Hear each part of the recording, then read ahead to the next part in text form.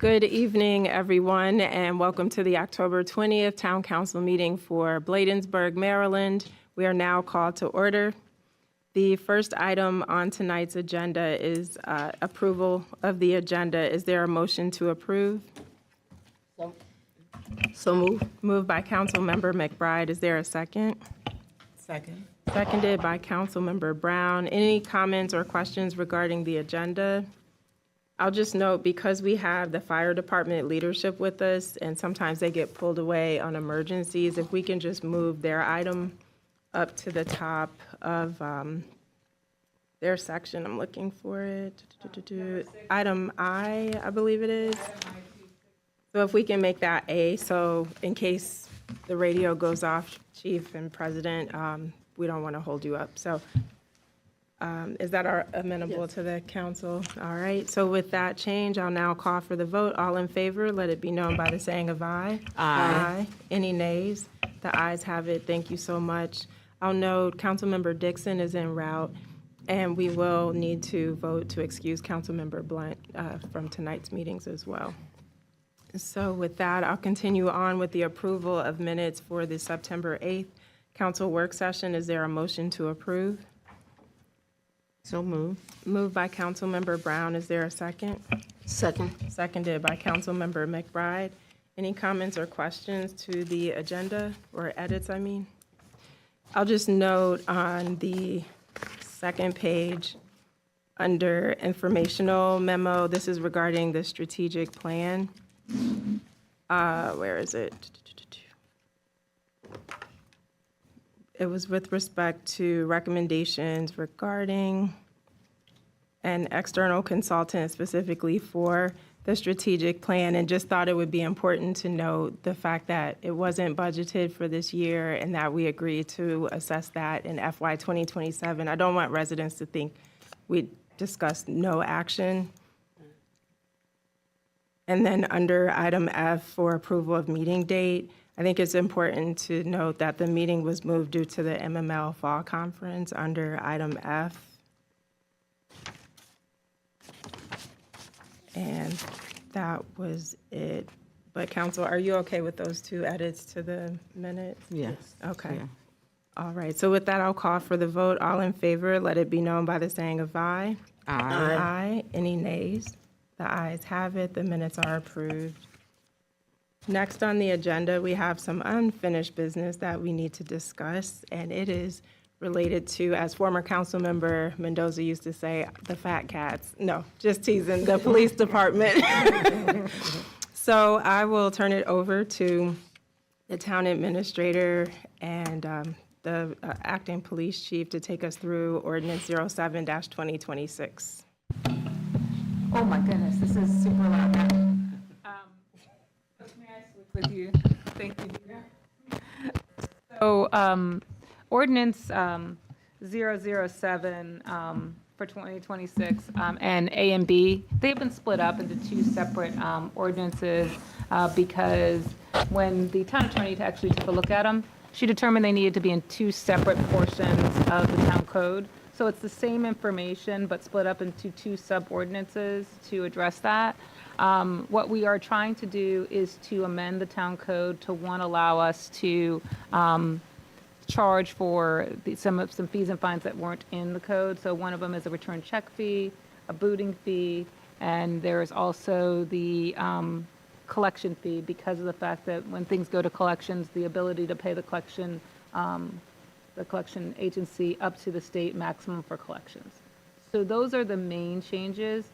The other portions change the motor vehicles, and so they allow us to stay current with the changes that the chief mentioned last time regarding when state law changes about those fines and fees, that we update them.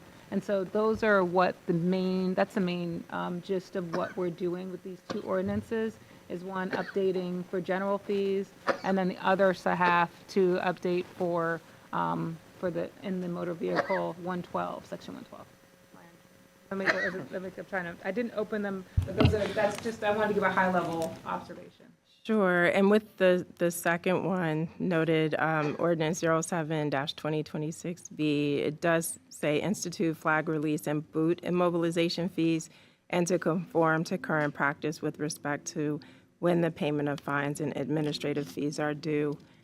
But Acting Chief Frischkorn, want to give you a chance in case you want to add anything to this. We discussed it last time, but if there's anything you'd like to add. No, I'm just in agreement with keeping up with the current law and adding any amendments that brings us in compliance with it. I know fees change all the time, and we don't want to be behind on anything. We want to keep current on it. Mayor, I'm sorry that you guys can't hear me at all on the recording. I think everything I said was not on the recording because this one doesn't work. So I want to make sure that if you wanted to repeat that for the record. Thank you. Do you want to give another recap of Ordinance 07-2026 A and B? Sure, Mayor, Council. So these two ordinances will modify, and I hope that people can hear me. These two ordinances modify the town code, one for general fees and the secondary for fees that are coming out of motor vehicles. And so that, as you mentioned, subsection B is vehicles and trucks, amendment of 112-11, and the other one is just the general fees. And what the town attorney did give us some direction on moving forward is that we can now just amend our fees with a simple resolution. So we don't have to do the ordinances once these are fixed. So as we change the fees moving forward, they can just be updated by resolution. So now that they've been fixed in the code, we would just adopt a new resolution anytime we need to change or update or modernize these fees. I didn't say that in the last one, and so I'm adding it because I forgot about that important point. So there you go. Great, thank you.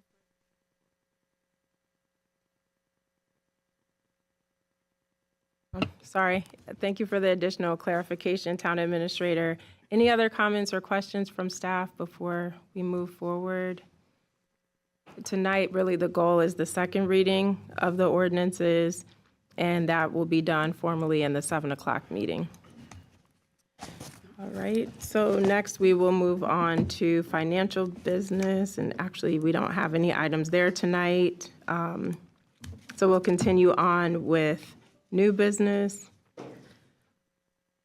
Is your, does that? Yeah. Okay. So item 5 says adjournment, but I don't think that's right. I was thinking maybe, no worries. Oh, yeah, All that is right. trure. Yeah, So- we're done. We can Yeah, go you're not home. adjourned. Good night. All right, so now that we're under new business, I want to jump into what I mentioned as we were attempting to approve the agenda. The council action is needed regarding approval of a funding request for ambulance staffing stipend, for the Bladensburg Volunteer Fire Department. And so with that, Town Administrator, did you want to say anything before I invite the chief to come up and speak, and President Katz? Just a brief intro for the council, and I'll make it very brief. So what you're going to be hearing tonight, and please, Chief, if you'd like to come up to the podium, I'm going to hand off to you in less than a minute. So what tonight we're talking about is a new program that the fire department has brought to us in regards to ambulance, trying to address some of the ambulance issues and helping volunteers to be more available for the services. Over the last year, Mayor, you and myself have been meeting with the county in regards to, kind of augmenting our services and helping the fire department, as well as some of the strains that have been put on our response times. This offers us an opportunity as an initial proposal, and I'm asking council to have this as a first reading of this. And so I'm not asking you tonight to make a necessarily decision. Actually, I'd like you to take a month, and we'll bring it back in November so that we can take, if there's any questions that come up on it, you can do that.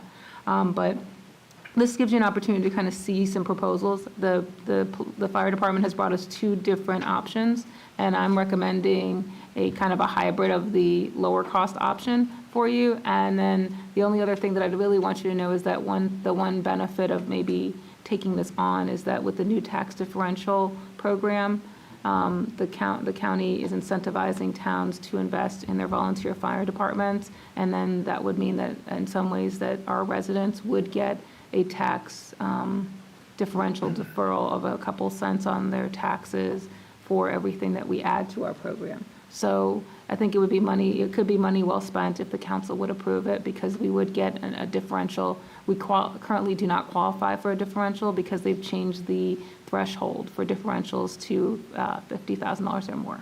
So I just wanted to kind of give you that information as we are looking at the differential process. So I saw our treasurer's face, as you said, they're not giving us that differential, but I will come back to you, Mr. Tonelli. Chief Sumner, we'll turn it over to you. Good evening, Mayor and council members, and to the town staff. Thank you for allowing me to speak for a few minutes here tonight. I'm here to discuss a proposal that will strengthen our emergency medical coverage for Bladensburg. It is called the Ambulance Shift Stipend Program. Like many volunteer fire departments in Prince George's County, we are facing growing challenges with weekday staffing. Most of our volunteers work full-time jobs or attend school, which make it difficult to guarantee an ambulance crew during daytime hours. When this happens, our 911 calls are often handled by neighboring departments, which delays patient care and puts extra strain on the system. The Ambulance Shift Stipend Program is a practical, cost-effective solution to that problem. It provides the modest hourly stipend of 2 members, a driver and an aide, to staff our ambulance Monday through Friday from the hours of 7 a.m. to 3 p.m. This ensures that we have guaranteed crew availability during the hours when volunteer turnout is at its lowest. We have built this program with strong accountability and oversight. Each shift will be documented. All patient care reports must be completed, and every stipend form requires an officer verification before payment. It is fully a transparent system with checks and balances at every step. We are asking for the town's financial partnership to help us implement this program. As the town administrator mentioned, there are 2 different proposals. The first one is for 2 people at $15 an hour, which would equal out to about $1,200 per week, $4,800 per month, or $62,400 per year. The second is 2 people at $20 an hour, which would equal $1,600 per week, or $6,400 per month, or $83,200 per year. Again, this will be a closely monitored program done by myself and the president, and we will have full transparency with the town, in which we will provide any and all documentation that is needed. The city of Greenbelt has already entered into a program similar to this with the Greenbelt Volunteer Fire Department and with the Berwyn Heights Volunteer Fire Department, and have seen some success with it. Thank you. Thank you, Chief. Do you know about how long those programs have been running? Greenbelt started theirs right after the staffing issue last summer. About 2 or 3 months afterwards, they started doing that. Okay. Thank you. Any comments or questions from the council? I think the big thing is what happens if we don't act, and you address that in terms of the response times being delayed and then the uncertainty with staffing. So it seems like logical, to help provide some stability for your team for the staffing, and so you can be there for the residents more consistently. I appreciate that, ma'am. And again, it's not that we're paying the volunteers. This is an incentive. It would be a stipend. Everybody understands that. And it would actually be cheaper than actually hiring staff to provide the service on the ambulance. Mm-hmm. Yeah.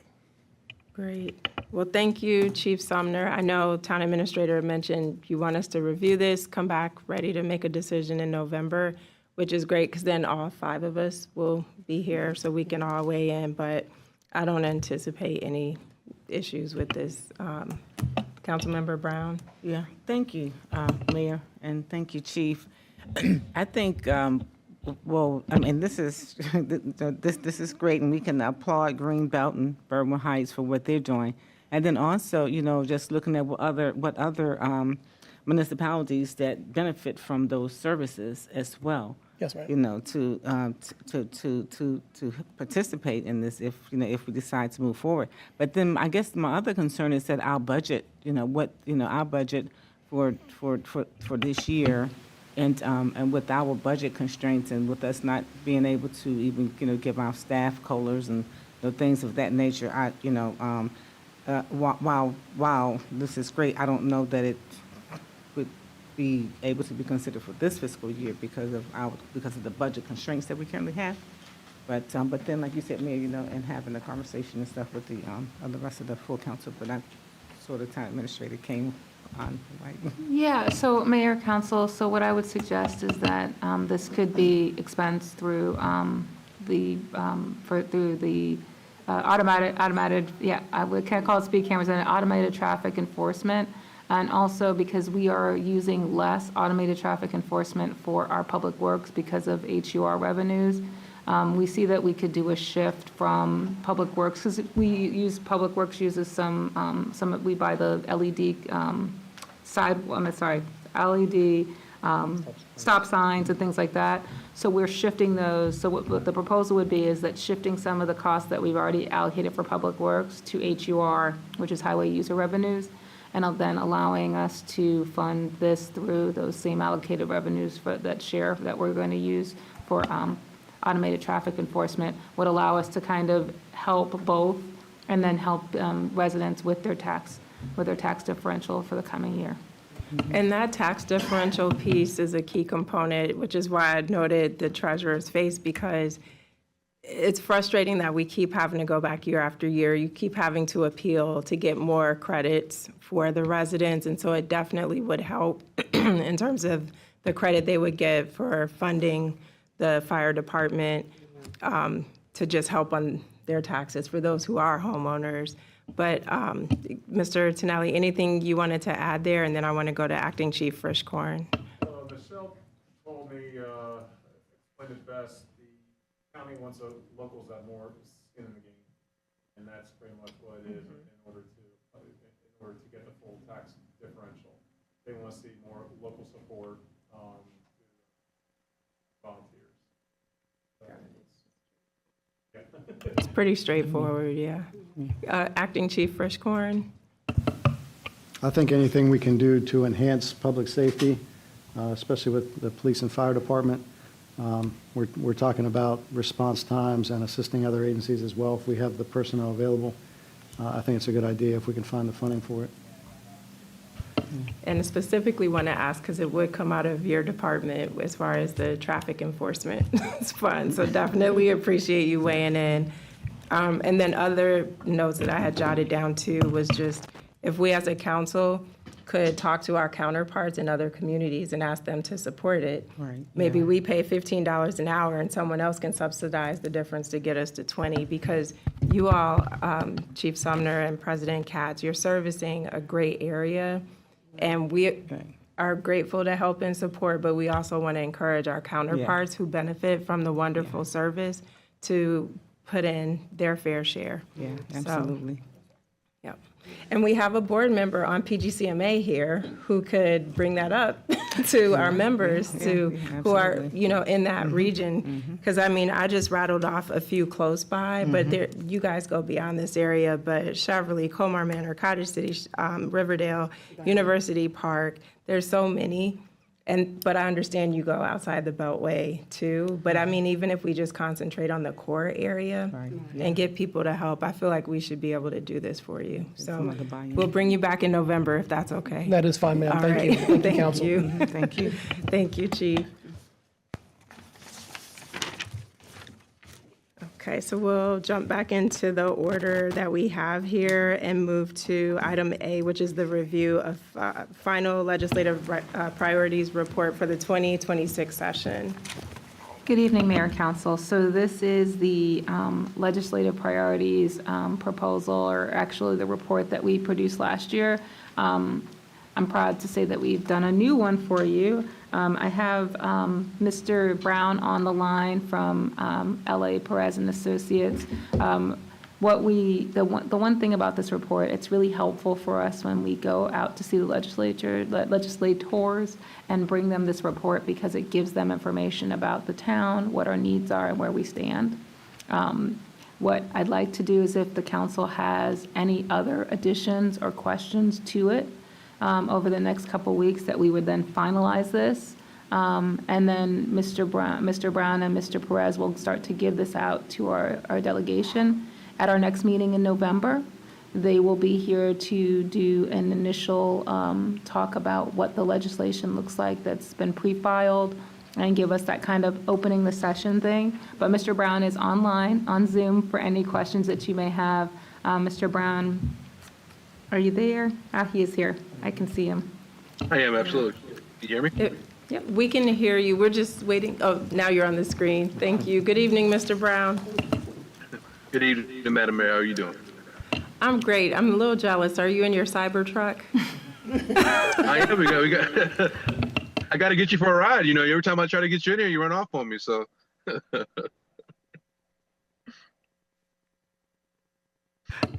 I won't run off next time, but over to you for the legislative update.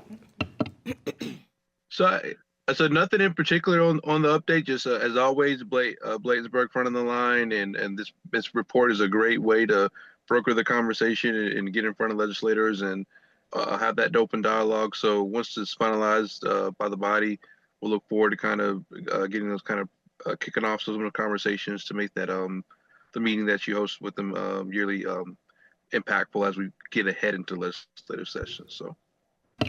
And it looks like, I know in the past that we've tried to have that meeting in October. October has gone by in a blink. So we should coordinate with you to get a date together for the briefing with the legislators in November and host it here if possible, followed by the tour as we did last time. And Chief Sumner, you're welcome to join us. We can invite you as well, because sometimes it helps to have, other folks at the table who are singing the same message. And when we have our county and state reps in particular, it gives you that face time with them to make your asks more directly than coming through us. So we'll make sure we loop you in there. And understanding we'll bring this back in November. One of the things, Mr. Brown, that is of concern is the annexation bill that was put in late. It didn't move last year. And so I did have the opportunity to let Delegate Harrison know I want to talk to her further, just give her some insights that she may want to consider if this is something that she and Delegate Tolles are looking to move forward.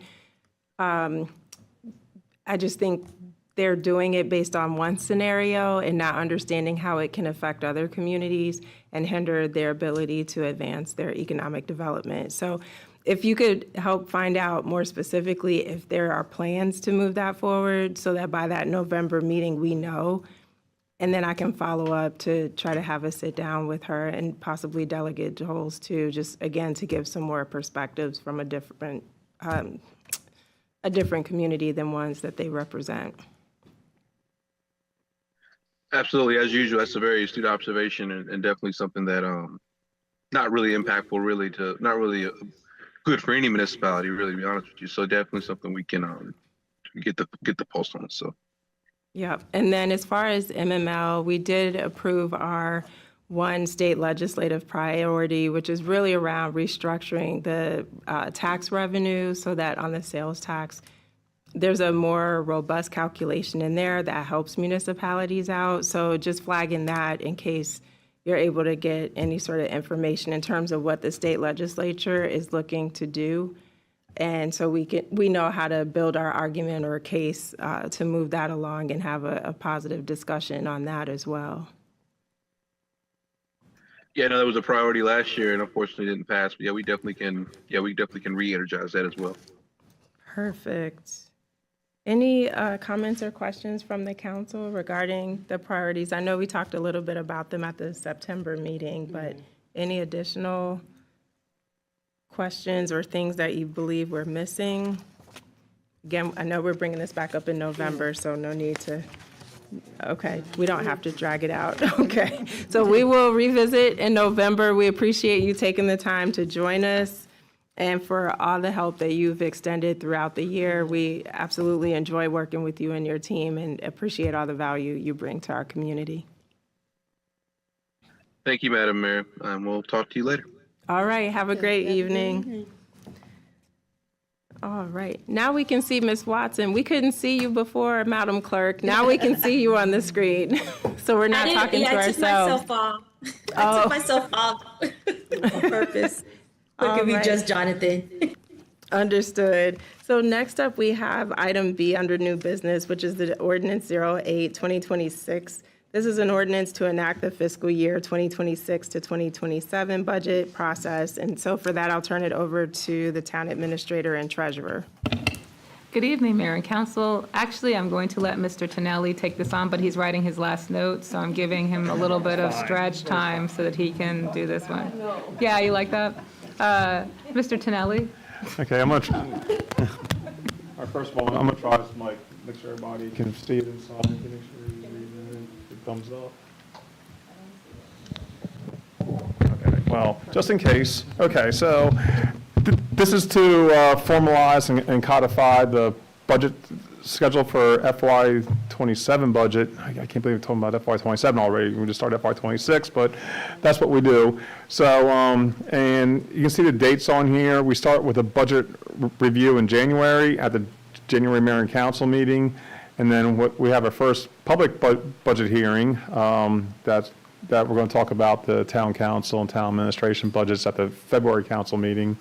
And at the March 9th council meeting, mayor and council meeting, we're going to have an introduction of the complete FY '26 budget.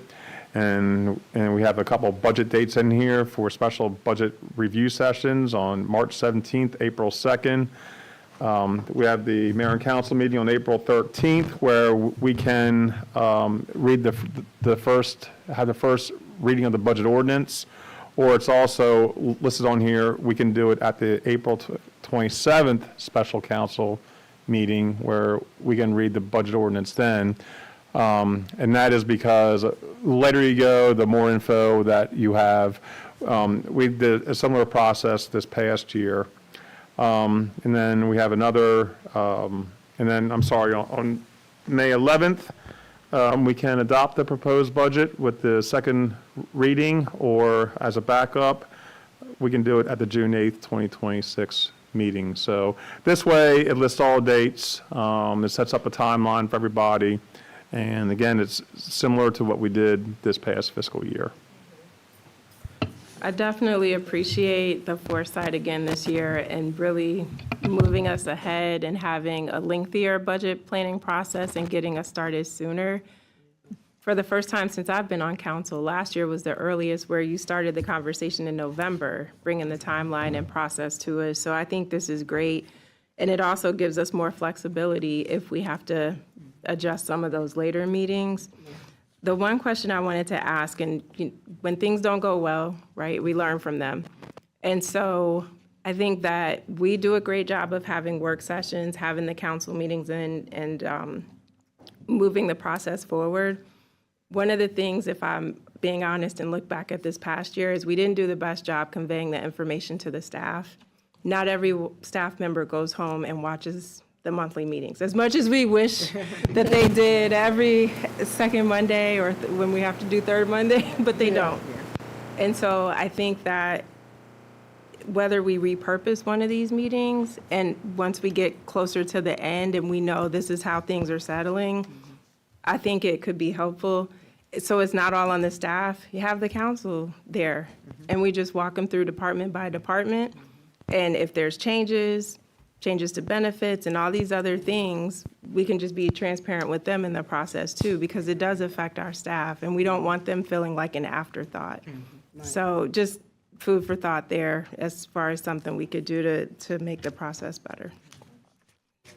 Yeah, oh, sorry, Vito looked at me then, he just threw me back under the bus. So the one thing that we have initiated is a new newsletter, an internal newsletter that we have started to put in. So when we were going to talk today about the health insurance, I put that out to the staff saying, this is what's in the agenda, this is what we're going to be doing. So what we're going to now do for the month of November is that we're going to have the budget outline and the dates, but we're also going to start sharing the information as it comes out to the staff as it gets out to the council. So they'll actually, copies of those presentations will be available to staff as we are putting it out to the council in an email, so that they're getting it directly. So it's not just, oh my gosh, here, check on the website, you have to go 5 clicks. No, it's going to be 1 click. You'll get the information as it's being put together, because in the agenda, during those times when we're having those meetings with you, they're every 2 weeks. They change from week to week. And some of that portion, but I think especially from March to April, we have 4 to 5 meetings. So those meetings will be provided real time to staff, so that they have them when they're put in the agenda for you guys. It will be put out to staff, so they'll actually be able to see them. And then the other part is, you're right, having those in-person town halls. I'm excited to have the council there as well, where we're going to be able to sit down, talk about the information, and go through it line by line. Yeah, because oftentimes, I don't know that people understand that it's a very much collaborative process, and we're not approving a budget if we haven't talked with the department heads, gotten your feedback, offered our feedback before settling on these numbers. It's not done in a smoky back room somewhere, so, but again, just customer service is a goal, and that means as much as it's important to us externally, we have to have high customer service for our staff as well, so. Councilmember Brown? Thanks, Mayor. And yeah, I really like that suggestion, especially with the rest of the staff. So I think that's very good. It allows them to actually be a part of the process and see the process. Just like you said, sometimes it can be overwhelming and a whole lot, and with them trying to decipher. So thank you. Right, yeah, yes. But I thank you for bringing it. That's a great idea. Thank you. And then just one minor thing, on page 11, I think for the February 9th meeting, it should be first public meeting, or is that indeed supposed to be a hearing? Because that seems kind of early for a hearing. It's a hearing, I think, because we have them on a council date. The 9th seems to coincide with the council date, but you're right. We call them hearings, and then the public meetings are the dates after. We can maybe change the nomenclature. But when they occur on a meeting date, we call them hearings because they're part of your agenda, and we do like an initial hearing issue. Okay. So I think that's how we titled them, but I think we can kind of fix that this year. All right. And then, as we did last year, I would just ask the council to look at the dates in your 2026 calendar to make sure they don't conflict with anything that you have going on. For instance, April 2nd is a travel date for me, so I can take an early flight and be back here if we're meeting that evening, but just wanted to flag that was the only one that stood out to me. But I want to give the rest of the council the opportunity as well. All right. And it's fluid. I mean, this just gets the process started. So, as we get closer, we can obviously add and subtract or replace. All right. Thank you, Mr. Tonelli. And next up, we have ordinance 09-2026 for a budget amendment. This money was actually in the FY 2025 budget and was not expended. So we need to do a budget amendment to bring that into the FY 2026 budget for the outfitting of some vehicles that the council approved in the last budget cycle. So with that, Acting Chief Frischkorn, anything you want to add here to tee this up for discussion? Just that those vehicles that we purchased have been sitting for a while, and that affects, morale of the police department, and also our fleet. Our fleet, as you know, is getting older, and we're having mechanical issues, so it'd be nice to have those vehicles available. We have them, they've been sitting there. Having vehicles sit for a while could also cause issues, so we'd like to get them out and distribute it out. Acting Chief Frischkorn, with some of the issue, the upfitter itself, I remember the chief was saying that they did not have capacity when we first got the vehicles, just so that we can kind of not make it the fact that, because the money was allocated, I just want to make sure that that was the issue as well, wasn't it? I had contact with the outfitter, and I wasn't privy to the information from Chief Collington when he spoke with him, so I'm not sure what the actual issues are. I know that it takes time once they get their invoice approved. It takes time for them to order the equipment and then put it in, so it would still take some time, so that's why it's important to get this done. All right. Any questions or comments from the council on this matter? It is on the agenda for the 7 o'clock meeting. Given it's a financial matter, we will vote on it in the actual council meeting, not in the work session. Councilmember Brown? Thank you. And so, and just making it clear, this funding was approved in the previous fiscal year, and we're moving it to the 2026 fiscal. Yeah, so we do have to, though, make an official move from automated traffic to equipment. for this year as a separate transaction. We can't just move it from last year to this year. So we have to move it again from the same source to the line item because, for this year's budget, because the end of the year ended and we could not put it in the previous year's fiscal budget. Does that make sense? So we couldn't put it as an expense. That was a 25 expense, so we had to, since it Right, didn't it happen. didn't, right. So I just want to make sure that's clear, because it's like, that's what the actual item says, even though we had money budgeted, we can't move it, we don't encumber and move funds for that long of a time with the way our budget works. Okay. Okay. And for the audit purposes, Mr. Tonelli, it's a clear, smooth Yeah, and that's why process. we're doing it here, yeah. Okay. So, but, there's no, like, carryover funds. I mean, in budget-wise, you know, if you don't spend it that year's over. You know, we're now in the new year, so, didn't happen, so now we're making it happen physically and in the budget. Okay. And so the ordinance does read that we'll increase under transfer automated enforcement proceeds by $77,545 for the use of funds to upfit 4 police vehicles. And then number 2, increase capital expenses by $77,544 for the expenses associated with upfitting 4 police vehicles. So it indicates where it's coming from and then where it's going to be spent from. But thank you for that, and we look forward to seeing these vehicles on the road soon. Next is item D, ordinance 10-2026, fiscal year 2026 budget amendment related to MNC PPC FY26 project charge program. Town Administrator, I'll turn it over to you. The town was awarded $50,000 from Maryland National Capital Park and Planning Parks Department for project funds this year. We actually have never been allocated in the last few years. These funds are for services. It's not a grant, which is very interesting. It's actually a chargeback. So we have to contract for services and then pay for them, and then they give us a refund or reimbursement. Yeah, which is like a grant, but it's not a grant. So it's called Project Charge. And they were very deliberate to keep saying this is not a grant. Right, so that's what I wanted to make sure that we don't call it a grant. So we are following the process to become a registered vendor, and we will submit items that we think fit in, which are community items that we're doing as far as programming that is related, but we cannot limit these programs to only Bladensburg residents. They have to be open to all Prince George's County residents, and they have to be recreational in nature or things that support the Parks and Recs mission. So I think that we have a lot of things that actually do that. So what we'll be doing is this year finding creative projects that actually fit that, and things that we are doing in ways to help us to, again, be able to do other things for our staff and things like that we've already committed funds for.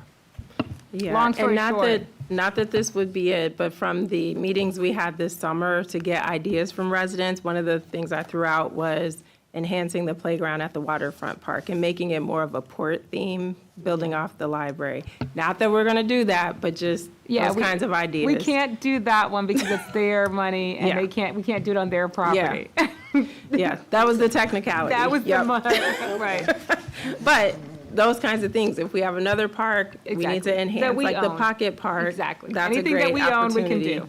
Yes. which could benefit from some new equipment and a green, what do you call it? The green charge, what is it? The green awning or shelter with the electrical charger there for the parents so they can charge their phones while the kids are playing. But anyway, I digress. This item is also on the 7 o'clock meeting agenda. Not that I've ever been in the park waiting on kids and needed to charge my phone. But anyway, so this is on the 7 o'clock meeting agenda, so we'll circle back to that. The next item is Resolution 03-2026. This is a resolution of support for Watershed Assistance Grant Program with Chesapeake Bay Trust for up to $100,000 for the design of watershed restoration projects in town. Town Administrator, I'll turn it over to you. So I'm working with both with Mike Claire from EcoSite and So this is a grant, these are grant funds that I'm working both with Mike Claire from Eco Site and with Low Impact Development on putting together a grant application for the Watershed Restoration Fund from the Chesapeake Bay Trust for up to $100,000. We might be in Track B, which might be for $75,000, but the two grants possibly are, they're only design projects, so would be designing another rain garden, which we already have 3 rain gardens that are in design, and only 2 of them that are actually in build process. One is at the fire department, which is going to be done in the next couple months, and the second one is is by 57th Avenue, which we will probably be funding the construction for, which is what I'm trying to work on with the highway user to use that there. It's not that we have an excess of highway user, it's just that we haven't used it as much of it because we've been getting a lot of CDBG funds. Not that I have a ton of money, but just for small projects, it is helping. So what we will do is that this resolution allows us to apply for funding, but the other part that I'm considering is putting together a watershed restoration project plan that will give us all the locations within town that we should seek out for rain gardens and other watershed projects, so that one, I can tell the council, here are the 15 projects, I would like to do project AC, A through B, whatever, and then we can put those together, which I think gives us a more comprehensive approach versus just kind of finding land and then doing a rain garden. So that's what we're probably leaning towards with the 2 development partners. So speaking of finding land and coming up with projects, we were coming from an event. We were driving in separate cars. I think you remember I stopped on Upshur Street because, as Officer Reinhardt knows, when we get the heavy rains in our industrial park, Upshur Street is the fastest route to the river or to becoming a river. And there is some sort of water collection site there, but it's just highly inefficient. And so I don't know if we could do something there, but just thinking about how we help our businesses, because I just think about one of them when we had the 2020 flood and how he's an automotive shop and cars were flooded out. So just imagine if you left your vehicle with his body shop and then you find out it's been flooded out on top of the body damage, you're without a car. So just a thought, Yeah, I but I appreciate totally it. agree with a more comprehensive plan appreciate it. townwide. But I'm thinking if we need something that's a priority and getting that going before next spring, that would be a really great area and have an immediate impact. The only issue is that CBT only pays for green infrastructure and not for gray infrastructure. And we've had a struggle, and let me give the uncode that. So gray infrastructure is actually, let's say, storm drains and large large spaces. And green infrastructure are items like rain gardens and like more smaller projects.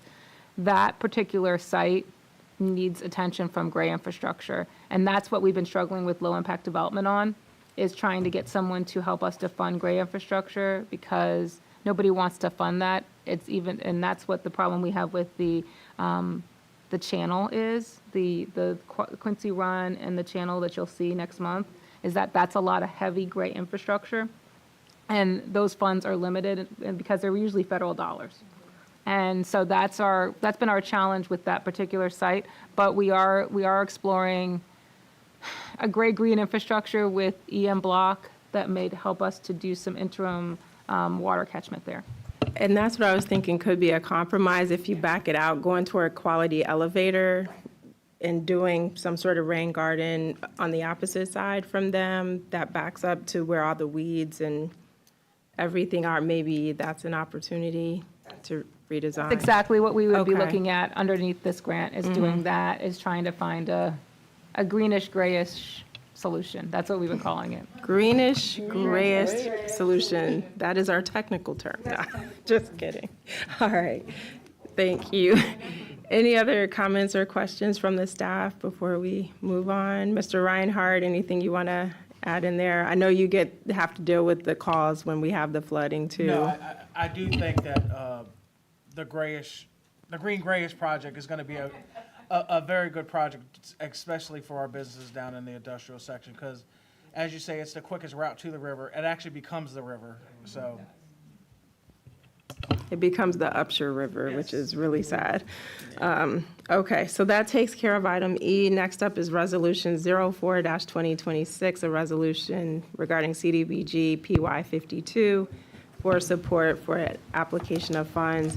Before we turn it over to you, Town Administrator and Clerk Watson, I just have to say, you all, excuse my language, are killing the game with this money from CDBG. I was going back and preparing for this and looking at all the numbers, the project and program years that we've gotten, and it has been just consistent since both of you have been here. So I certainly want to express my appreciation for that. Knock on wood, let it continue. Definitely.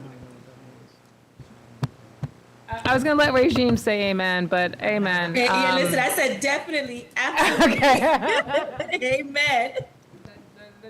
The church says amen on that one. I'm not even a Baptist, but I will tell you that this is, I'm going to keep it simple. What we're applying for are repavement issues that we actually got when we had CPJ as our engineer. So we're resubmitting a set of plans that we've had for the last 3 years. So I just keep on resubmitting. If I don't get it funded on 1 year, I'll resubmit and say, I'd like again this year.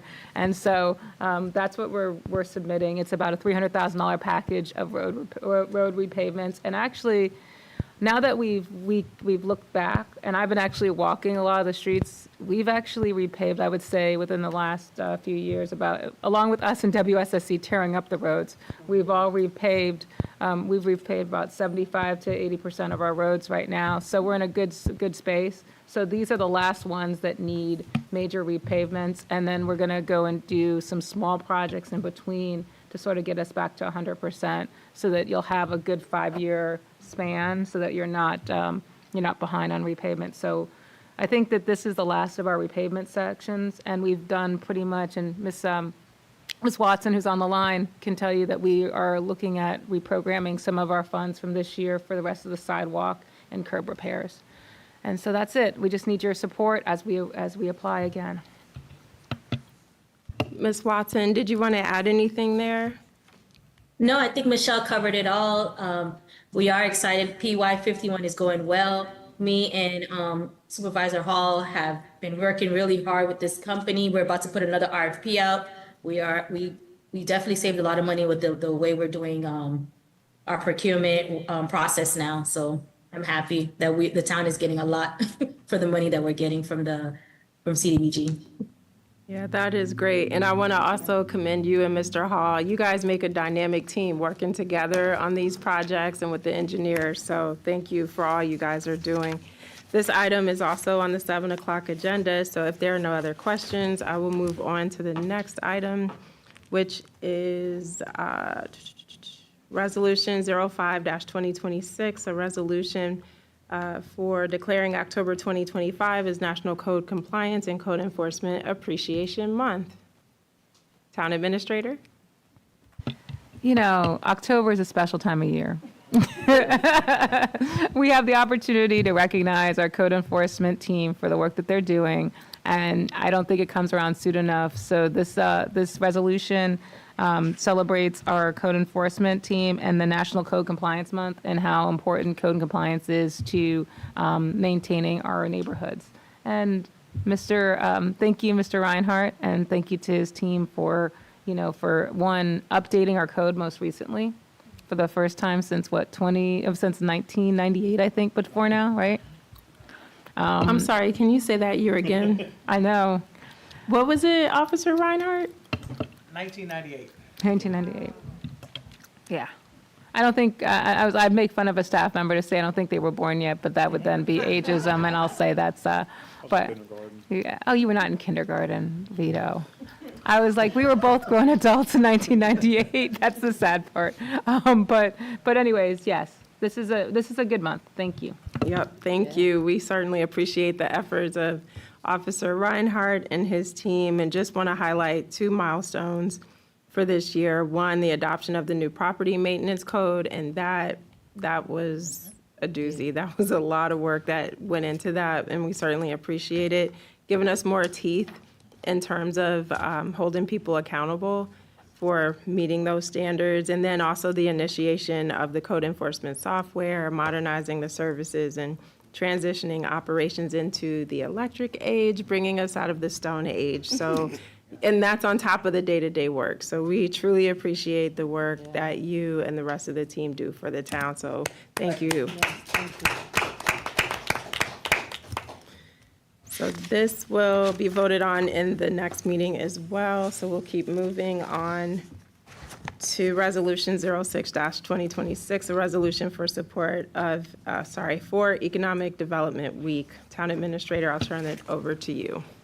Well, happy Economic Development Week. Today is October 20th, 2025, and through the 24th, it is we celebrate this why economic development is important. What I'm asking you guys to do now more is to start to recognize these weeks and months, especially because we've made an investment in an economic development manager, and in our we have our business roundtable that comes up this week.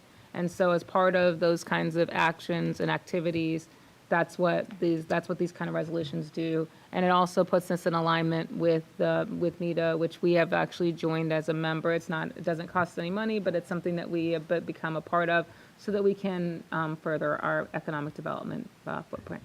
So thank you. Thank you.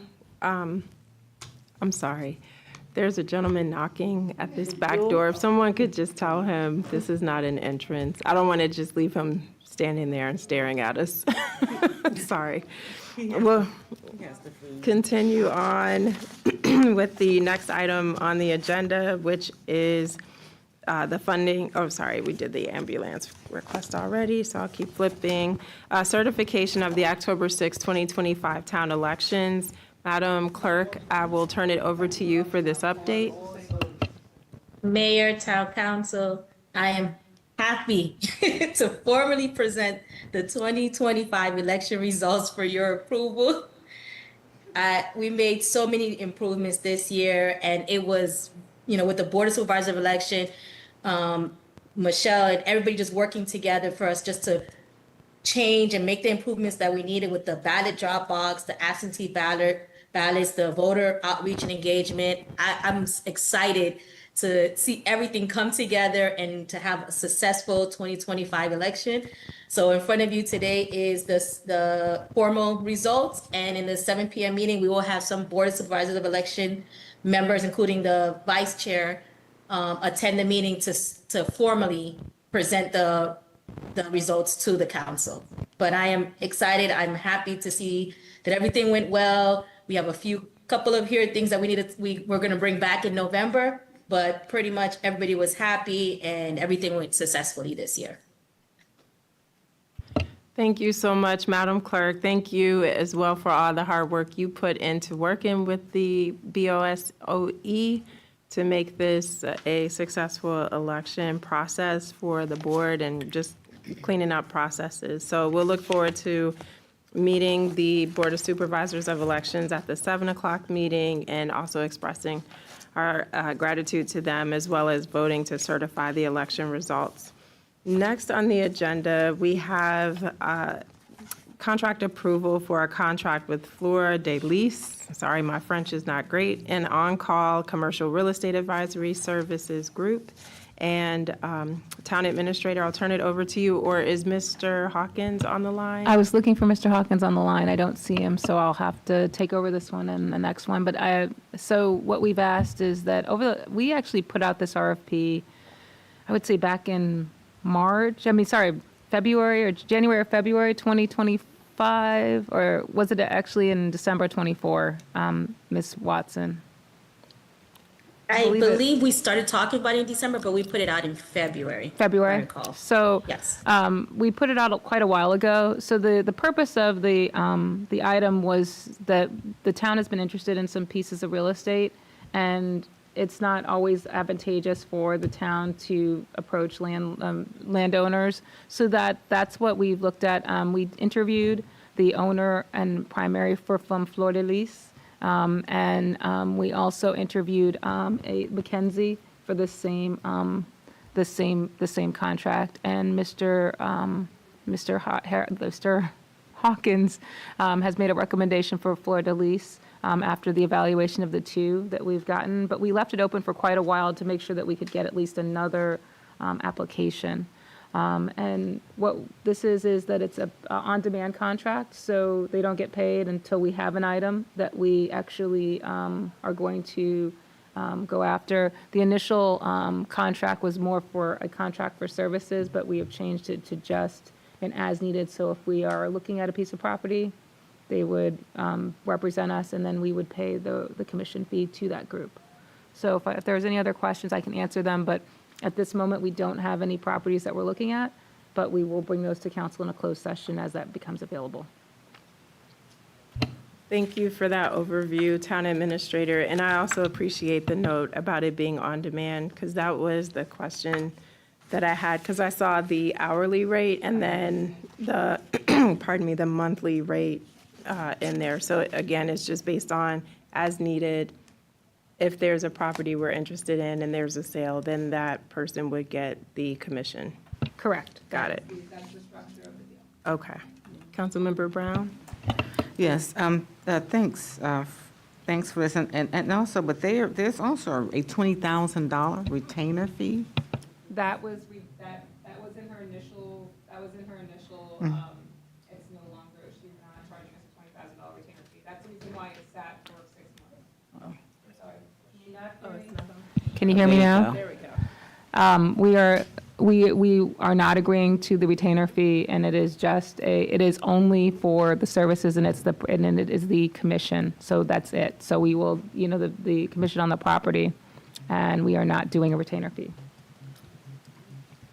And then also with the $200 fee per hour, is there kind of like a weekly or something, NTE or something not to exceed weekly or monthly? We are not- Kind of be cost control with that, because I can see that. Like, We are, let me, I'm sorry, I will, you know what, I will ask to hold it, because that is the old contract that got attached and not the new one that we negotiated. Okay. So we had though all those terms are gone, but that was the original contract. We are not negotiating, it is just a fee simple term, and I can provide that to the council. So if you'd like to hold it again, we can, but that is not I didn't realize that the old contract was attached. So there is not a $20,000 fee. There is not a $200, so all those things were removed, and I thought that Jared had provided the updated contract terms, which is basically, it's a percentage of the sale only. And so that those terms are that was her original, that was the original contract, that was her original offer to us, and that did not work for me, and so we told her that we needed a different contract, which is a traditional real estate contract. So that's why I didn't realize the old contract was there. I thought just her veto was attached and not the actual contract. So I will send you guys a new one, and it can go on next month. I'd like to start talking to people about properties, but I can wait another month. Nope, Okay. that makes sense. Yeah, because I was wondering the same Yeah, thing, no. which is why I was asking No, I didn't about realize that was attached. Yeah. No worries. I will make sure that we update it. Okay. Yep. And then sticking in the same vein of economic development, we have approval for a contract. The recommendation is with JH Government Affairs. Do you want to walk us through that? Yeah, Town I can walk you through Administrator? that one. Hopefully it's all correct. So this one is, so we went out in, I guess, and I have it in my thing. I would say that's probably closer to May of 2025 for a economic development proposal. And as part of that proposal, we interviewed 3, but got 8 respondents for it, 6 to 8 respondents for it. I remember that when we talked with the final 3, they were all very good. Since it's a contract for services, we interviewed the incumbent who worked for in a different firm. Thank you. And we found that for their price and the fact that they were local, we're making a recommendation for JH Consulting for this particular project. The second The second price, the second one was in regards to, was, I believe it was Eighth Generation Consulting. It was the second lowest bidder.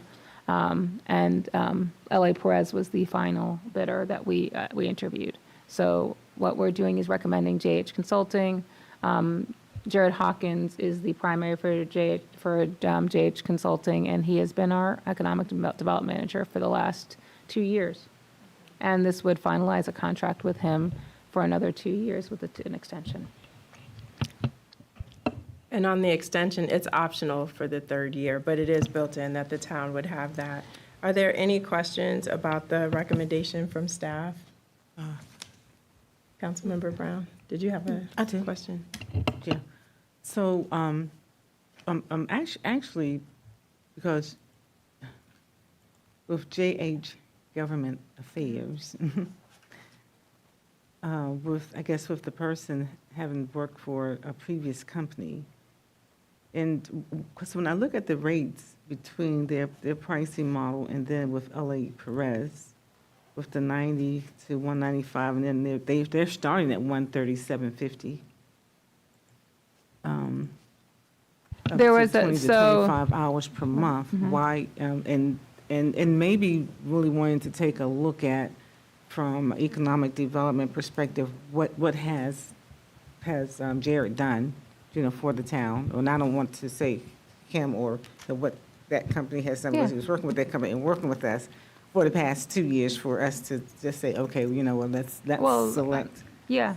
JH Government Affairs. Yeah, it's a great question, Councilmember Brown. And so Jared, on a monthly basis, has been reaching out to our businesses and offering resources to them, which is something we don't always have capacity to do, helping us to continue the meetings in person or virtually with the business owners to engage them, because they pay a hefty amount of taxes. And so trying to Yeah. bring them along and make sure we're bringing in speakers from the county that are relevant to them. He was very instrumental in the annexation process. Last year, as you may recall, he was in all of those closed session meetings, consulting with us throughout that and giving us some wise counsel there. And he's also helping us to move the trade school project forward. So especially now with what's happening in the federal government, I wouldn't recommend bringing in someone new, especially as big of a project as that is, because now they're starting all over from ground zero, trying to develop a relationship with HUD for the reimbursements and the reporting and all that, and that is a hefty project.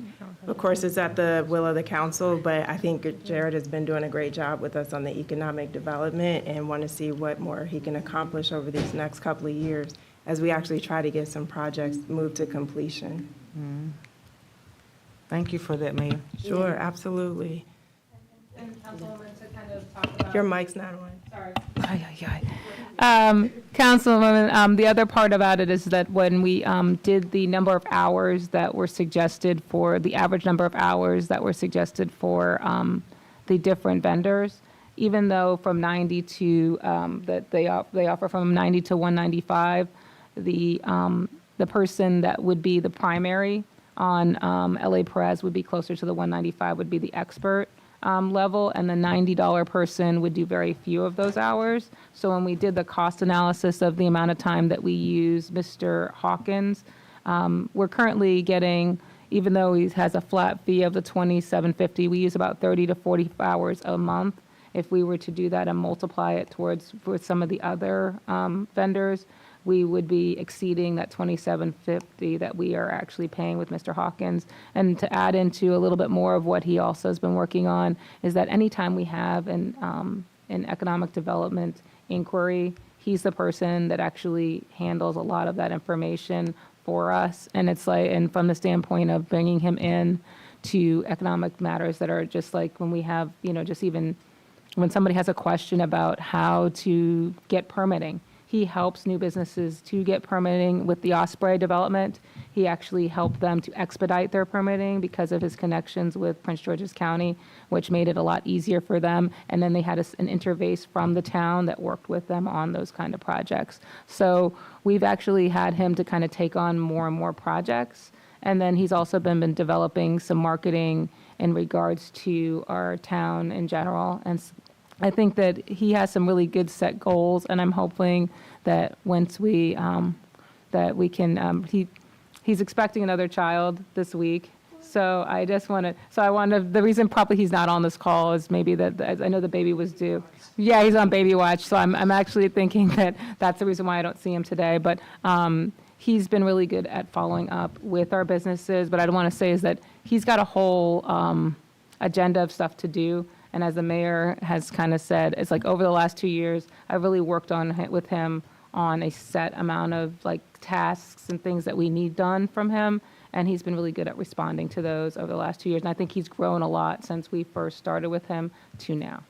And it's helpful to have that familiar face too, because I'm thinking about the facade improvement funding and how with the one business owner in Ward 2, she was able to develop that relationship with him to get help with getting her paperwork and everything through to get the funding for that. So it takes the pressure off of our staff having him. And now that he's been with us a few years, getting to know the business owners and having that rapport on behalf of the town council. So with that, if there are no other questions, Councilmember No, I just McBride? want to say, thank you for explaining that, Michelle, because I really had some concerns with that. And so, and now that you have broken it down, and so when you work with somebody that is familiar, it's best, if they can go ahead and continue on. But I was checking the numbers. Yeah, no, and I'm sorry that we didn't make that clear about the number of hours that he's doing for his stuff. I'm sorry that I wasn't clear about the number of hours in my overview, because I think that was really a big, it's that he's really not a person that says, Michelle, I'm at hour 25 or I'm at hour 30, I got to stop talking to you. He still talks to me. That is so true. He'll take the call. He won't ignore your call, even if you're at hour 24.5. All right, so with that, again, it's on the 7 o'clock meeting agenda for council approval. Next, we're on item M for council action approval of the town administrator to fully execute a contract with Axon Enterprise, Inc. for TASER 10 units. So I'll turn it over to you and Acting Chief Frischkorn. I know that you guys are tired of hearing from me, so I am going to let Acting Chief Frischkorn to give you an overview of this item. Acting Chief. This item deals with purchases of TASER 10 weapons. All the police officers have TASERs. This is an upgrade to what we currently have. It's the price of the contract over 5 years is $141,178.14. There's a lot of benefits for us to have these TASERs. The contract includes virtual reality component that the officers can use, which helps liability for the town, because when we train the officers that way, they become more proficient with the TASERs. The VR can be used we do a lot of community engagement, so it can be used for the Citizen Academy, it can be used for the Explorers, can be used for community events. The technology, like many items, is evolving, and we want to have the officers with the best capabilities and most up-to-date TASERs that they have. There's a lot of benefits for this TASER over the other TASERs that we currently have, which is the TASER 7. And it allows for the department to adhere to the current law for scenario-based training. In Maryland law, there is a law under the public safety article that says that police officers have to engage in de-escalation and scenario-based training. And this allows us to do both of those with the virtual reality component of it. TASER is one of the several non-lethal use of force options that we have, and we want to give officers the most options that they can have in order to keep themselves safe and keep the community safe. Some of the decisions in this contract was the TASER 7, moving from the TASER 7 to TASER 10, there was a savings of $57,285 to renew the contract early, and they gave us some credit towards that. And the TASER 10s were actually cheaper than the TASER 7s to renew the TASER 7 contract. It's a 5-year contract which locks in the pricing. It locks in the pricing, and the pricing goes up 8 to 10% a year without a contract. So that's why it's important to have a multi-year contract. The contract includes a lot of equipment with it. It includes all the taser probes that we use. If we use any on the street in a use of force incident, it replaces those for free. There's extended warranties on all the tasers, so if they get damaged, we get them replaced for free. We just send them back to Axon.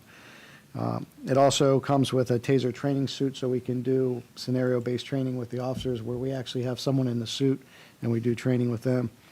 And it's a bundled contract that also includes several instructor certifications so that we can send people to be a taser instructor in order to instruct the officers.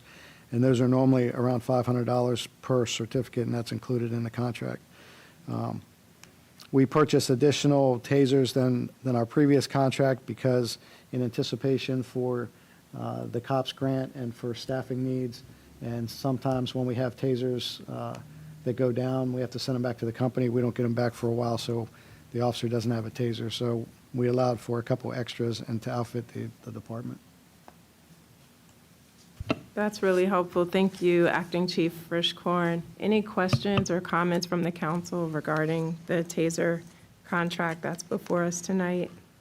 Councilmember Brown? So I'm Acting Chief Fishcorn. So I heard you talk about the suits for the training. And my question, so do the officers actually get tasered so that they can, like tasered and pepper sprayed so that they can understand what the person on the other end is? No, going it's through? not a requirement for TASER, but a lot of people do it just so that they can be able to testify how the TASER affects you if someone were to take your TASER. But we do have, when we use the TASER suit, the TASERs use non-conductive wiring, so when you shoot at the TASER suit, it's only for deployment to show where you're shooting, so you're deploying it correctly, but it will not issue an electrical shock. And all those probes, which are training probes, come as part of this contract in addition to the road use cartridges. Okay, yeah, thanks. And I appreciate you explaining all the other benefits and that come along with this here and the cost savings as well. Yeah, thank you. And also, council, I'll say if you can spare some time to schedule time to go over and visit Acting Chief Frischkorn, I recommend you go and test it out. I got a chance to do that, and I'm going to keep my stories to myself. I was not deploying them in the proper way. I was just shooting every direction. But it's from a standing or training standpoint, the fact that it's virtual and we weren't wasting cartridges from me just shooting in every direction was very smart. So I can see the benefit when you multiply that out X times of officers and to be able to offer that training. So, Yeah, thanks, Miss. yes, ma'am. So you didn't get a passing grade? I did not get a certification, no. I think I'm a long way off from that. Yeah, let's not talk about it. All right, next on the agenda is approval for a service agreement with Bow Collective for a total amount not to exceed $10,000. I'll turn it over to you, Town Administrator. Okay, I'm on the mic. Hi, Mayor and Council. This one is for we received a grant from FSC First, which is a group that gave us money for economic development. And again, this is part of what Jared has been working on. But the Bow Collective is a group of women entrepreneurs who actually teach skills to other women and minority entrepreneurs, and actually anyone. And they're going to be offering classes to our Bladensburg residents, both online and in person at the library in November and December. And so this allows me to execute that agreement. At first, it was supposed to be $7,500, and it has gone up to $10,000. The costs are fully reimbursable by the grant from FSC First, and I just need the council's approval because it exceeds my authority. Thank you for that overview. I have to say, this is so timely, given where people are in the economy and with job losses for a variety of reasons, particularly those losing federal government positions and having to become entrepreneurs. And so just looking at the timing of this, I was really excited to read the proposal and just think about how we could really benefit our residents. We'll have to do some creative marketing to get folks out, but this could really be a game changer for people who have lost their jobs and need another opportunity to provide income for their families under the banner of entrepreneurship. So with that, any questions from the council or comments before we move on? I know we're getting close to the end and need to wrap soon. Councilmember Brown. Thanks, Mayor. How would this be funded? Through We- the FSC we- First grant. Yeah, we received a Okay. grant from FSC First for it, and they're reimbursing 100% of the cost. So it's just a pass-through from us to them, for us to the Boat Collective from FSC First. Okay, thank you. And I believe they're a credit union in the county, Councilmember Brown, and they do a lot with minority residents in particular. And you approved the FSC grant last year, and that we received a partial of the funds for it, and we've also given some to Elizabeth Seton High School. Thank you for that. And then for item O, this is the police department staffing approvals and updates for the COPS grant funding.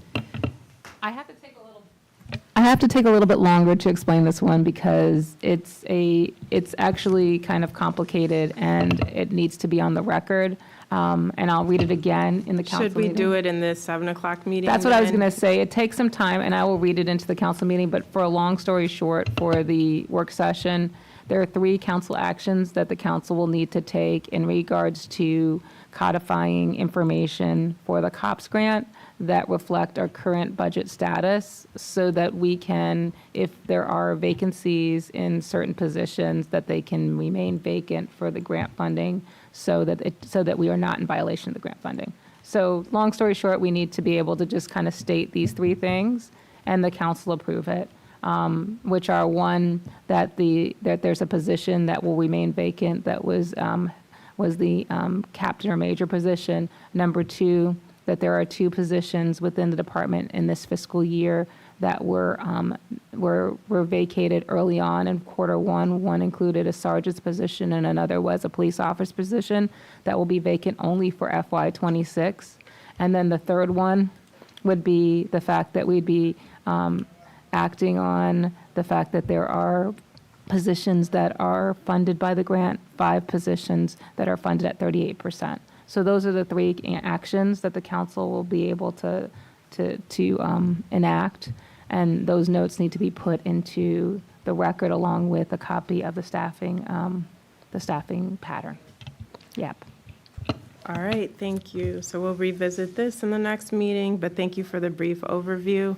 Next is item P, approval to continue health insurance coverage with Care First and broker NFP. Mr. Tinelli, you want to take that one? Sure. We put an RFP out for 5-year services, broker services for our health insurance. And the current vendor came back with a satisfactory RFP along with renewals for this upcoming renewal year, which starts December 1, 2025. And we're still in a small group, and I'm thankful for that. The increase is over a 10% increase, and we budgeted over 8% increase for the fiscal year. So it's within acceptable range, I could say. And we're starting to see these double-digit increases now, and I've been hearing from the Government Finance Officers Association, these are coming down just because it's the economies right now. Everything's going up, fees are going up, fee for services are going up, and it's going through the health insurance providers. Great, and I believe this is also on the 7 o'clock meeting. Correct. Agenda for tonight, so we can dig in a little bit more there. But the 10%, while it's higher than what we were hoping for, is still within the range from a budgetary perspective. So it's Acceptable range. an acceptable range. Yes, yes. According to Treasurer Yes, Tinelli. yeah. Not for yeah. me. But we also have had vacancies and things come up, so it ebbs and flows, and I think it's going to, we'll make that up this year, that 2%, no matter what. Okay, that's helpful. And then next is the America in Bloom update, which is information only. We also have the COG information only and LEOPS information only updates. Can we do these in the next 4 minutes? Or, I mean, they're informational. We have the updates in the packet. That's what I was going to say. You can, as like the AIB, the report is attached of the evaluation, and we'll be updating the council as we go through the new year. For the COG, Mayor, you specifically asked for a COG every quarter at least, and so I wanted to make sure that we put this one together. The only big thing that everyone needs to kind of know about COG is that on the public safety side, the Homeland Security funds have been reduced by about 90%. For the whole region. And so that will have a drastic effect in regards to how some of those funds are programmed, but that really kind of comes into play next year because the fiscal year is a little different on federal funding.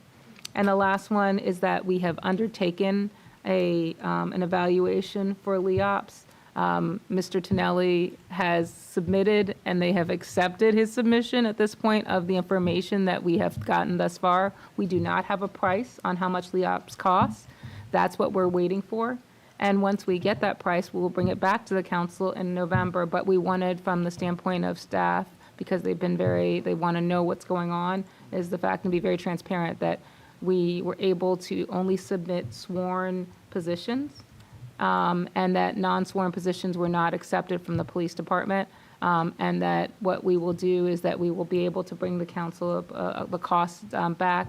From talking to other municipalities, it's ranging between 27 to 29% for the retirement. I think right now we're paying about 14, 15, Just about 11%. 11. I was thinking, yeah, I think that's like, so 11. So LEOPS is a much more richer plan, but there are some ways that we can talk to LEOPS about how you can cost share that with the beneficiaries and things like that. So some places, they require that you put in 2 or 3% or 4 or 5% yourself. So those are all options that we'll bring back to you, and that's it. Excellent. Thank you for moving us through the info-only agenda items. With that, council, is there a motion to adjourn? So move. Moved by Councilmember McBride. Is there a second? Second. Seconded by Councilmember McBride. All in favor, let it be known. I'm sorry, Brown. The B's get me. Blunt, Brown, McBride. I do it every meeting. All in favor, let it be known by the saying of aye. Aye. Aye. Any nays? The ayes have it. We're adjourned, and we'll see you in about 5 minutes. So sorry. That's okay. 5 that you come right back.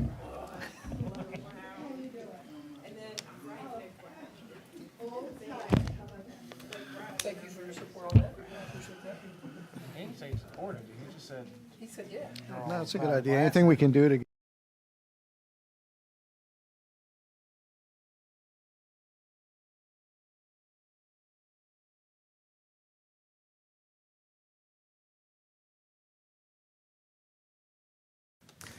Good evening, everyone. Welcome to the Town Council meeting for Bladensburg, Maryland for Monday, October 20th.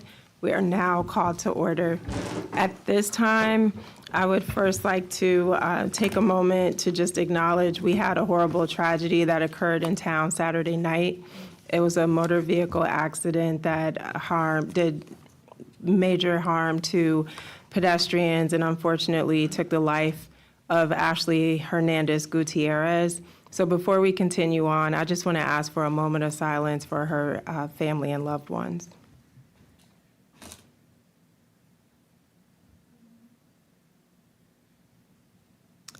Thank you so much. At this time, we'll begin tonight's meeting with opening prayer. Councilmember Dixon, would you mind doing us the honor? Thank you. Father God, we thank you for your love and your grace and your mercy. God, we thank you that we could be here today. And Father God, as we gather to make decisions, God, I pray that you'll be in the midst of all this decision, oh God. Help us not to compromise our decision that we sit here to do. Father God, remember our residents, our police officers, and also the grieving family this evening. In Jesus' name, amen. Thank you so much, Councilmember Dixon. At this time, if you're able, please stand for the Pledge of Allegiance.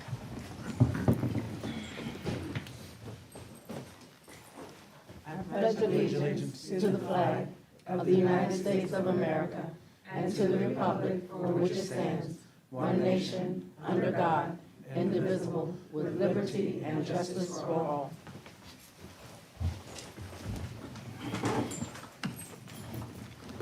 Thank you so much once again.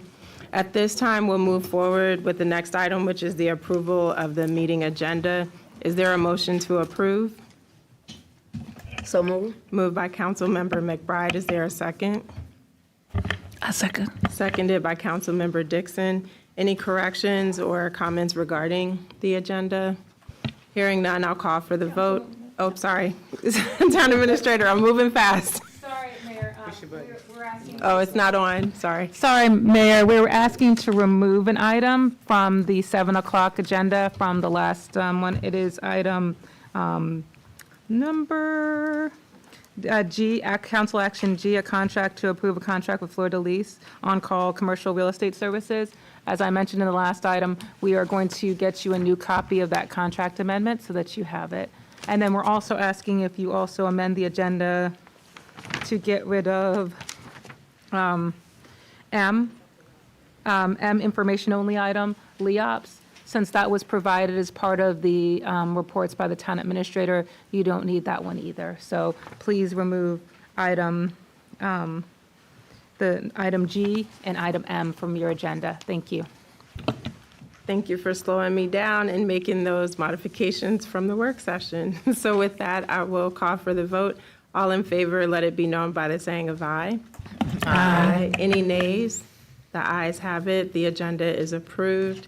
At this time, we'll proceed with presentations. We're very fortunate to have Michael Baird with us from Comptroller Brooke Learman's office and invite you to the podium, sir, for remarks.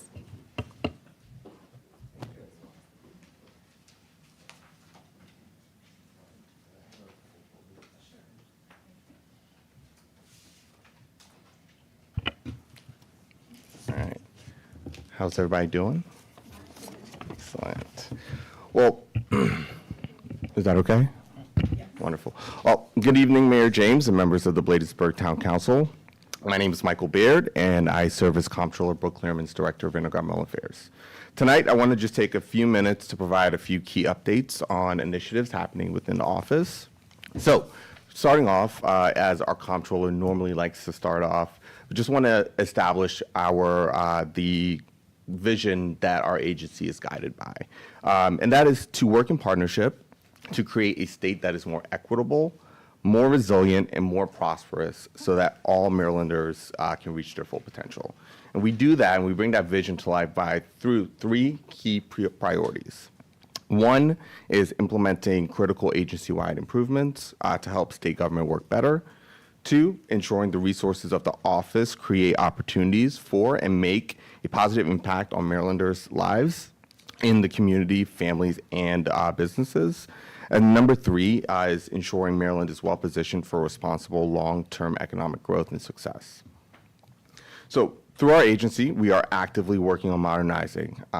Since coming into office, the Comptroller has launched 70 active modernization efforts. So a lot of them are still in progress, but to highlight a few that have already been created or established, one is Maryland Tax Connect, which is our self-service portal that provides businesses with the ability to file their taxes online. Surprisingly, that really was not a thing available prior to. And then second is adding a customer relation management system that centralizes how we track our interactions with our taxpayers and improve how we deliver support and services. Three is launching a brand new website, which doesn't sound all that great, but it provides a smoother and more efficient way to access the resources of the agency online. If you have seen the previous website, not as great. So hopefully it's a lot smoother these days. And then most recently, last week, we actually launched our new unclaimed properties system, which will make it easier for residents to reclaim their lost assets. The upgraded platform replaces the old mainframe system that had been in use for decades.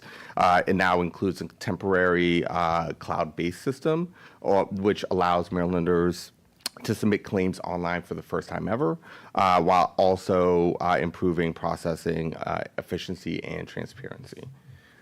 So Moving more into our engagement, the engagement piece of our role here, the comptroller created the Office of Public Engagement, where each of our 5 regional public engagement officers are in the community. They're fostering strategic relationships, partnerships with businesses, faith-based organizations, and civic organizations in every jurisdiction to ensure Marylanders are aware of the resources and opportunities available through our office. Each public engagement officer covers a region and has a statewide focus as well. So whether it's working with our older Marylanders, veterans, college students, the list really does go on.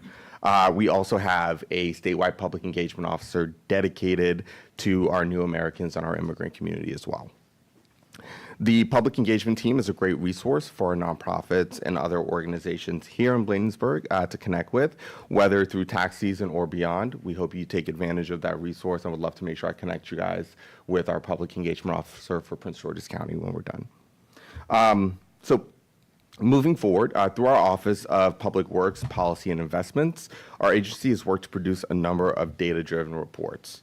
The first of these reports was actually our State of the Economy report, which launched a series of additional reports following. So this June, with everything, of course, going on at the federal level, we worked in partnership with the University of Maryland Robert H. Smith School of Business to produce a report that highlights the economic impact of the federal government here in Maryland.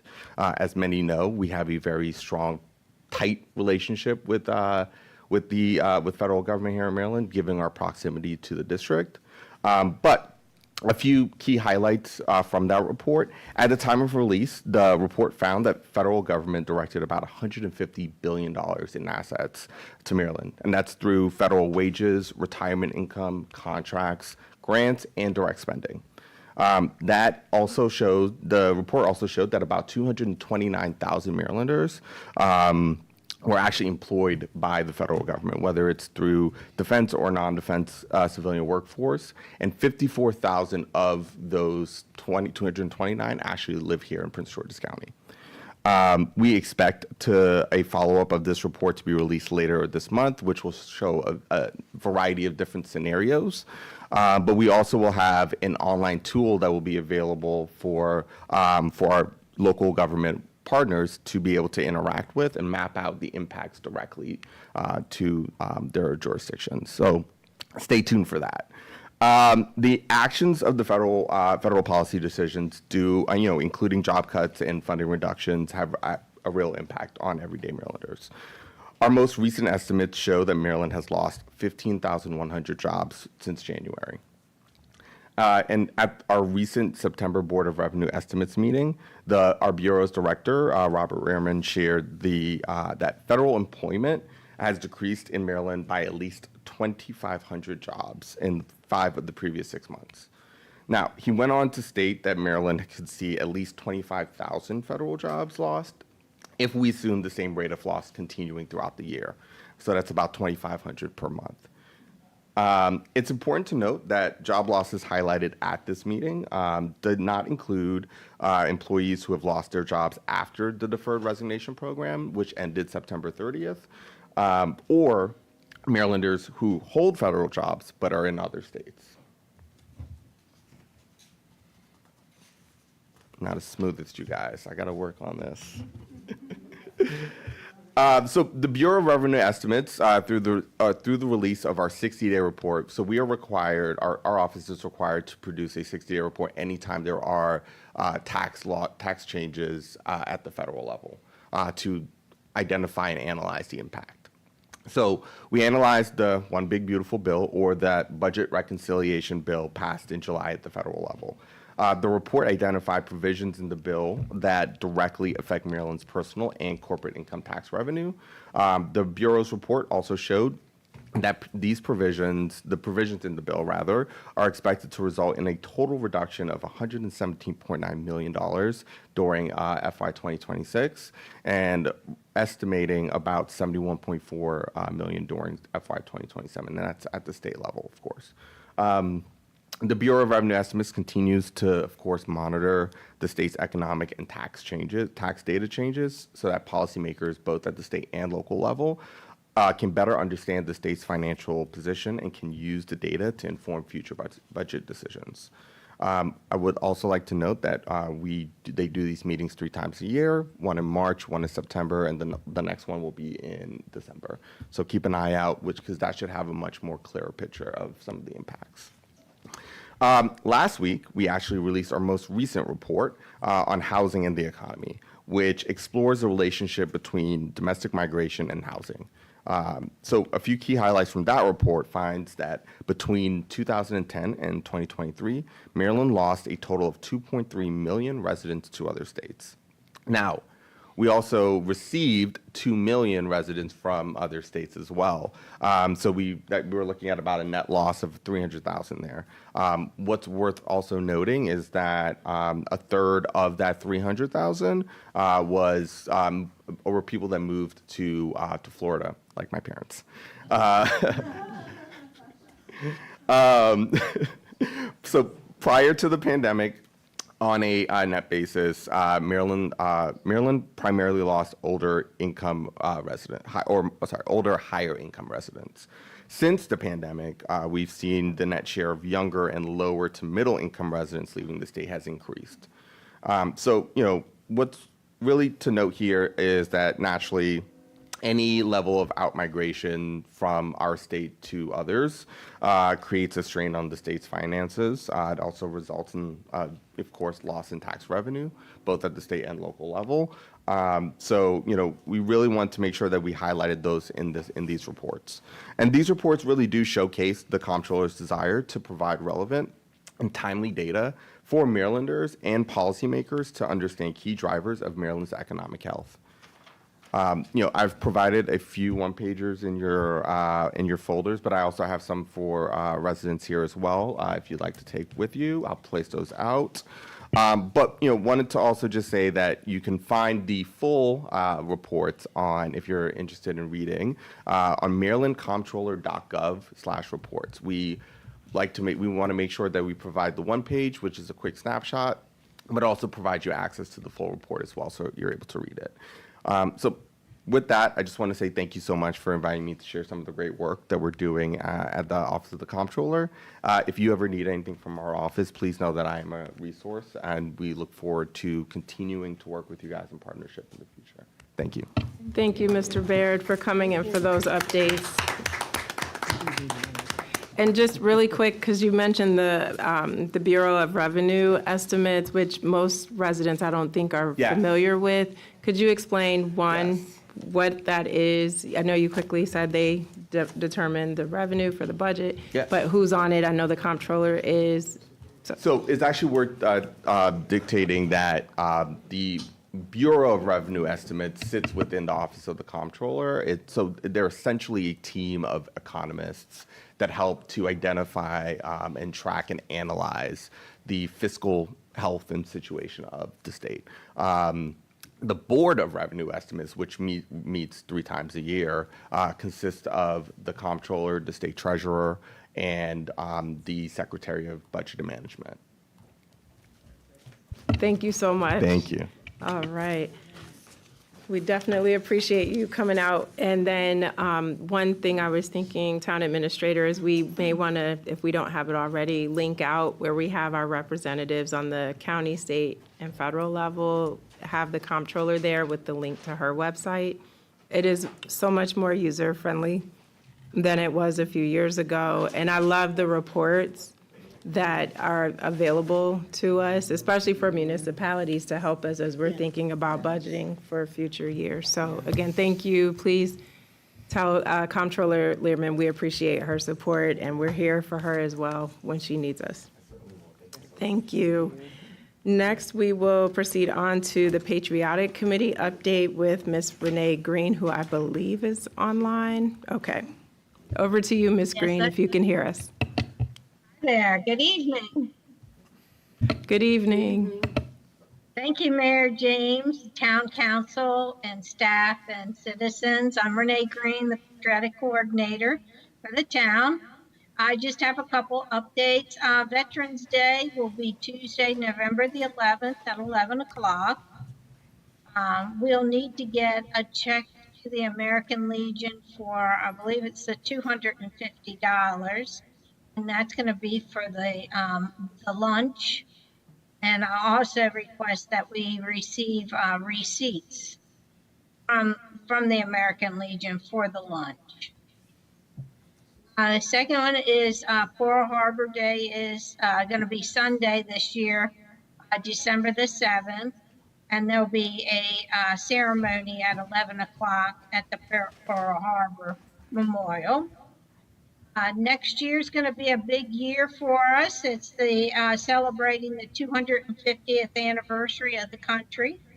And there'll be several events. There's planning going on right now for all the different events that are going to happen next year. So stay tuned to that. That's going to be a very exciting year. So thank you very much. And that's my report for tonight. Wish I was there in person. So do we, but we appreciate you taking the time to join us online and provide those updates. And we certainly will be looking forward to next month's Veterans Day ceremony, which it's so hard to believe next month is November. It's going fast. I know. Have a great rest of your evening, Ms. Green. Thank you. Next, we have the approval of election results, and so we'll begin this segment with the Board of Supervisors of Election reporting out on the results. So, Ms. Watson, did you want to kick it off, or do you want us to turn it over to Mr. Clark, who's here in the audience? I'm available for whatever you guys decide. I know Mr. Clark is here to present the results, but I can as well. It's up to him. He's ready and ready to report for duty. Mr. Clark, if you could come up to the podium. He was trying to punt it to you. It's harder when you're not here in person. He's approaching. She did such a good job. He did such a I great agree, job. Ms. Watson. I agree. If you speak into the mic right there, Mr. Clark, you'll get to make your presentation.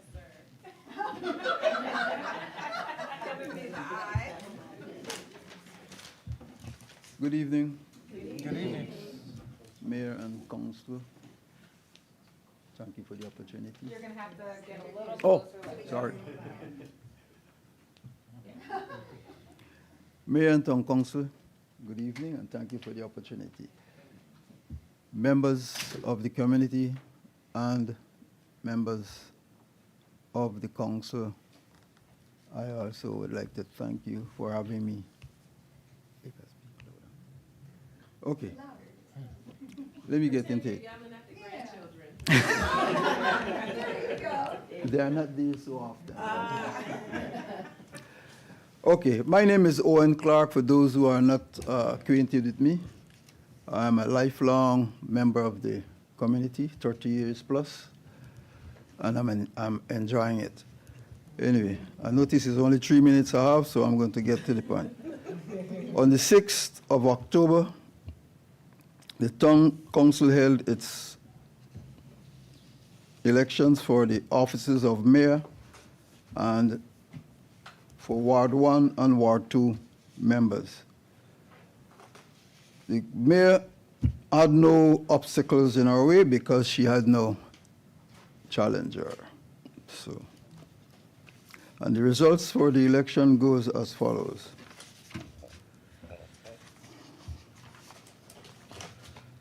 The mayor, Ms. James, in person, voters were 168, absentee was 14, a total of 182 votes she received.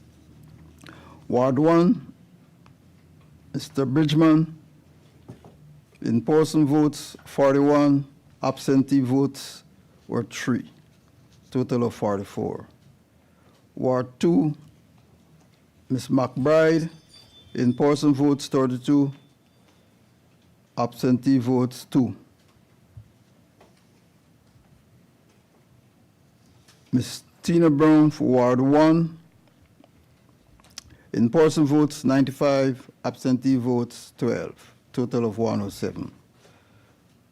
And Ward 2, Mr. Landers, in person votes 12, absentee 0, total of 12 votes.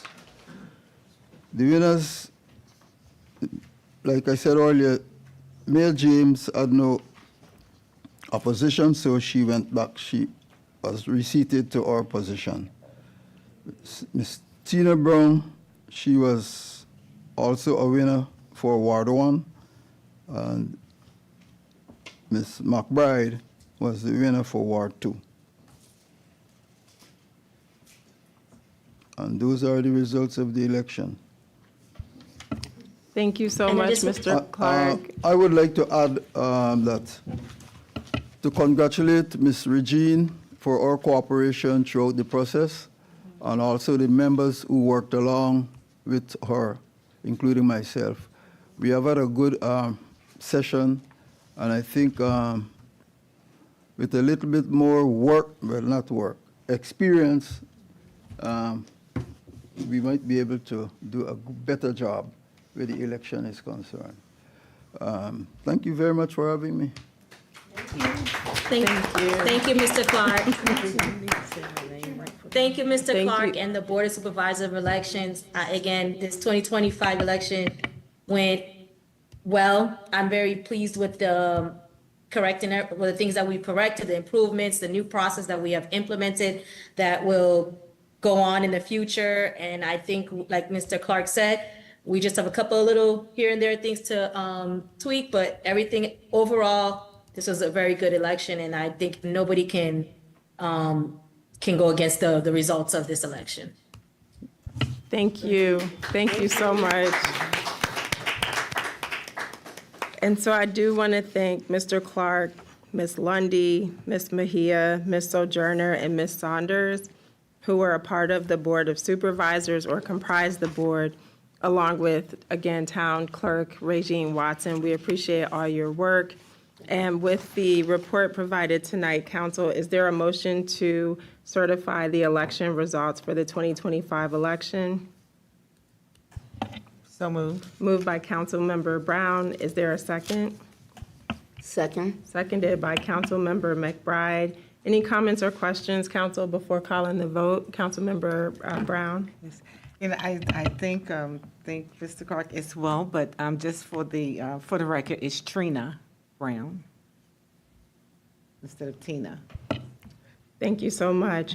With that, I'll call for the vote. All in favor, let it be known by the saying of aye. Aye. Any nays? The ayes have it. The elections results are certified and approved. Next, we have the regular council meeting minutes from the September 8th, 2025 council meeting. Is there a motion to approve? I know we're flipping there toward the latter portion. For me, it's tab 7. I'm not sure if that's the same for everyone else. Right behind the agenda. Yep.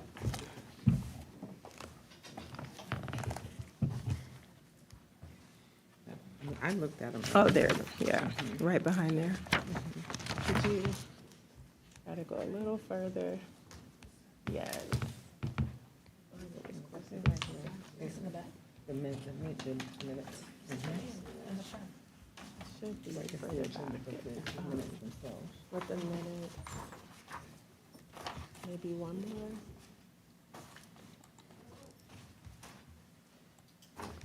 more. Okay. I apologize, Mayor and Council. I might have done it in a different order than Jessica usually does it, so I apologize. No problem. We're just going back and forth. No worries. Yeah, I put it at the end. She might have put it in the middle. I'm not sure, but I did it in a different order, probably than you guys are used to. No worries. So, Council, is there a motion to approve the September 8th meeting minutes?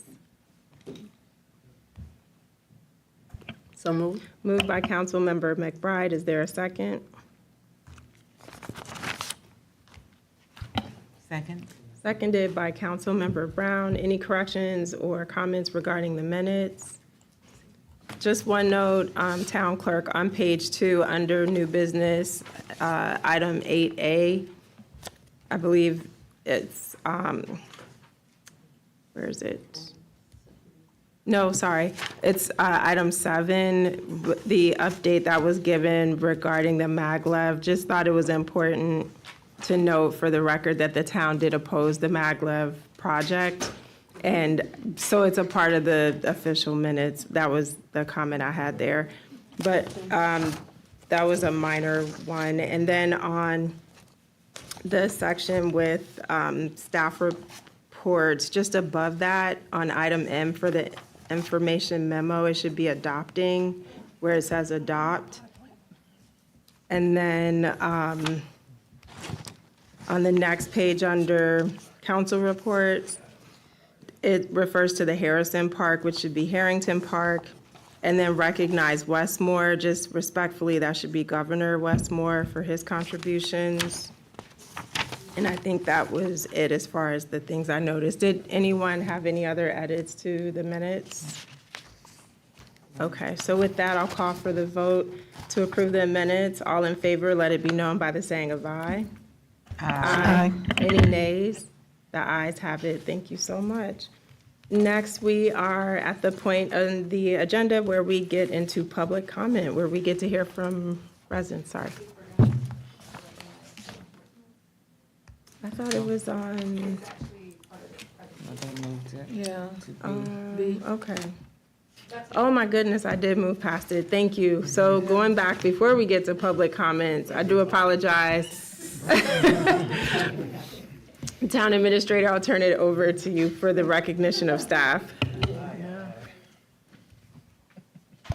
Thank you, Mayor and Council. As I said in the last meeting, it's October, the leaves are falling, and we all think of code enforcement because we want to pick up those leaves. So I wanted to recognize our code enforcement team. I have Mr. Reinhardt today. Would you please come forward? And Mr. Ojua and Kelly, please. I always call you Kelly. I just want to make sure I pronounce your last name correct. Please come up. These are two of our fearless code enforcement officers who we're going to celebrate in October for National Code Enforcement and Code Compliance Month. So would you all like to just say a word or two? Because I'm going to say it, mark it as read.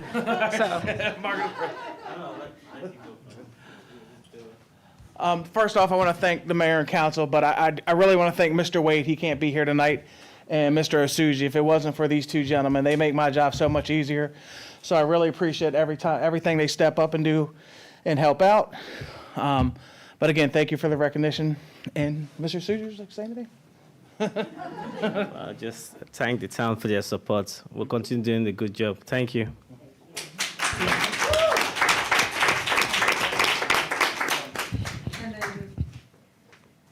And I'm virtually giving them their flowers, which I will be giving to them at a staff recognition. But thank you for code enforcement for this month. You may both sit down. The other item that is part of the October is Economic Development Week, which is from October 20th to October 24th.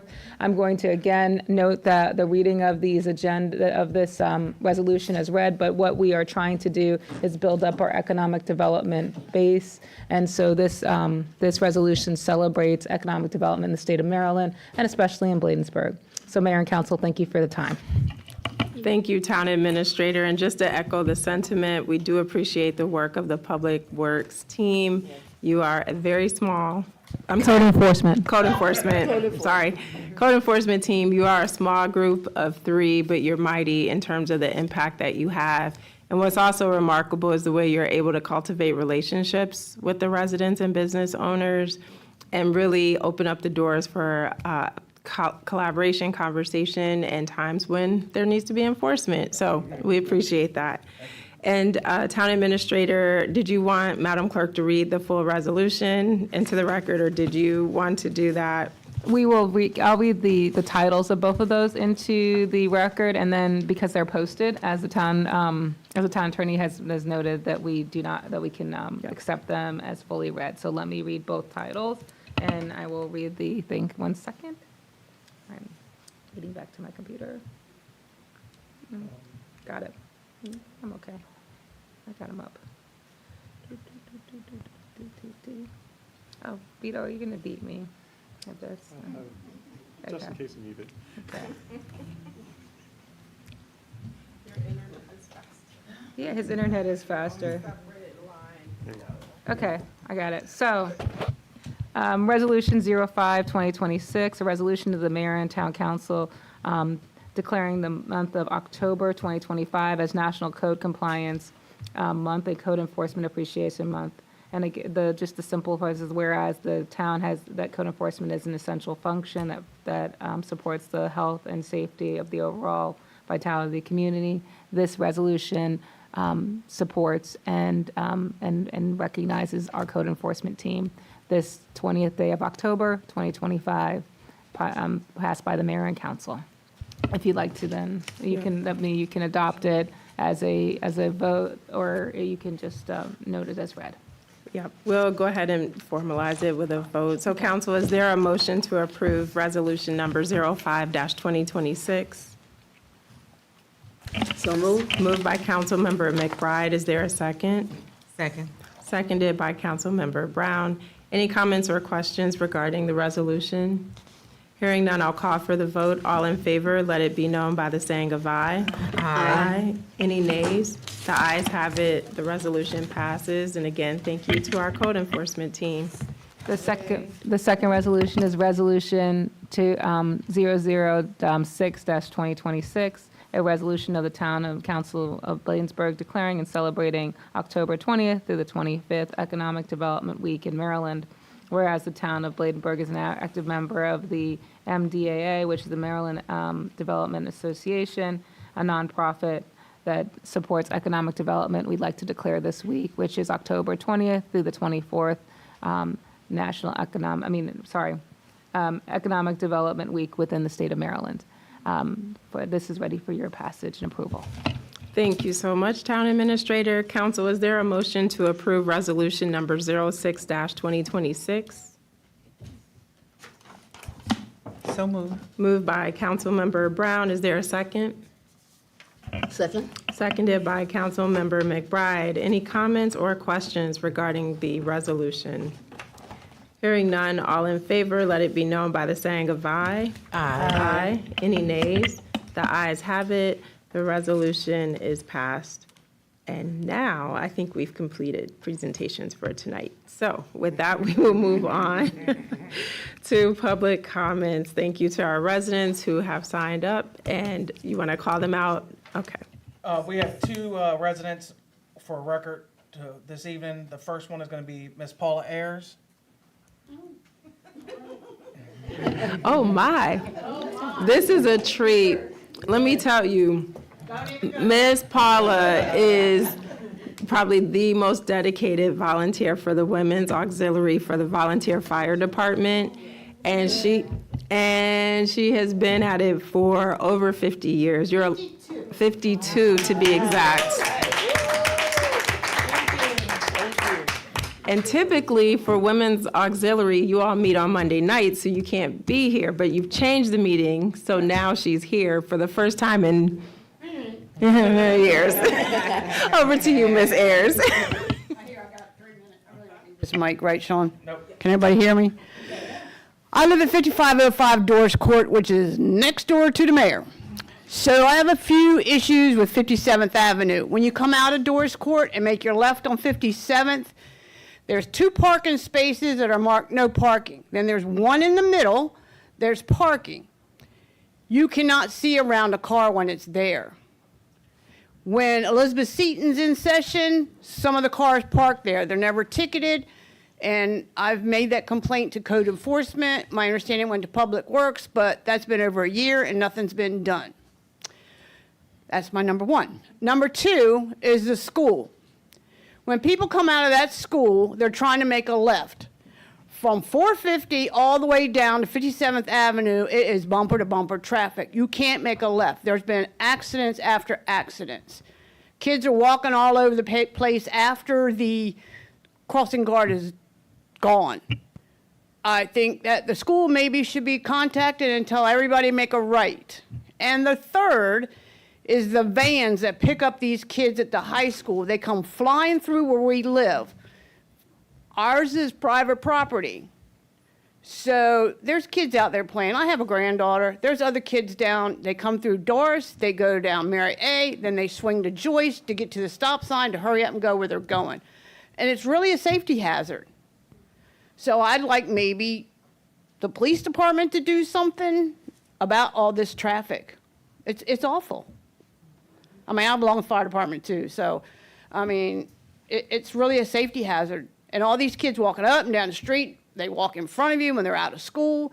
Once the crossing guard's gone, forget it. They're all over the place. So hopefully maybe the police department could do something, and maybe code enforcement in town can make sure when you make that left on 57th, there's no parking there.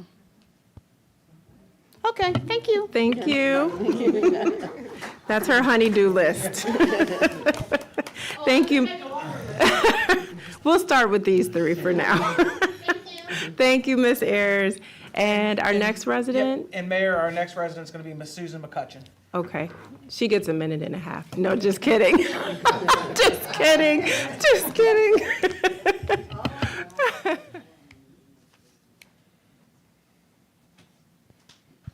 Susan McCutcheon, I live on Spring Road. And first of all, I want to say Bladensburg, Saturday was quite eventful. There's Bladensburg Day, which spun off into No Kings with 7 million people out there. But the parade was really good, and the festival was very good. And that's the first time the Ramblers had been in the parade. So I was trying to, I don't know, herd the cats and trying to get them together behind the banner, not in front of it. Okay, guys, you know. But anyway, what are you going to do? But it was really very good. And then I went to No Kings 2.0 on the lot over at Greenbelt. I was not able to make some of the earlier ones, but it was really wonderful to see, I don't know, people in costumes, kids out there dancing and singing, and people. It was quite moving, if you will, the people out there making their voices heard, which leads me to the thoughts about our county, starting with the county executive's office, and then there's the county council. And as Rachel Maddow would say, watch what they do, not what they say, because things like the data center, a lot of underneath this and that, different things, the community not being alerted. However, October 25th at 10 a.m. till noon, over at the Prince George's County Sports and Learning Complex, it will actually be a community meeting.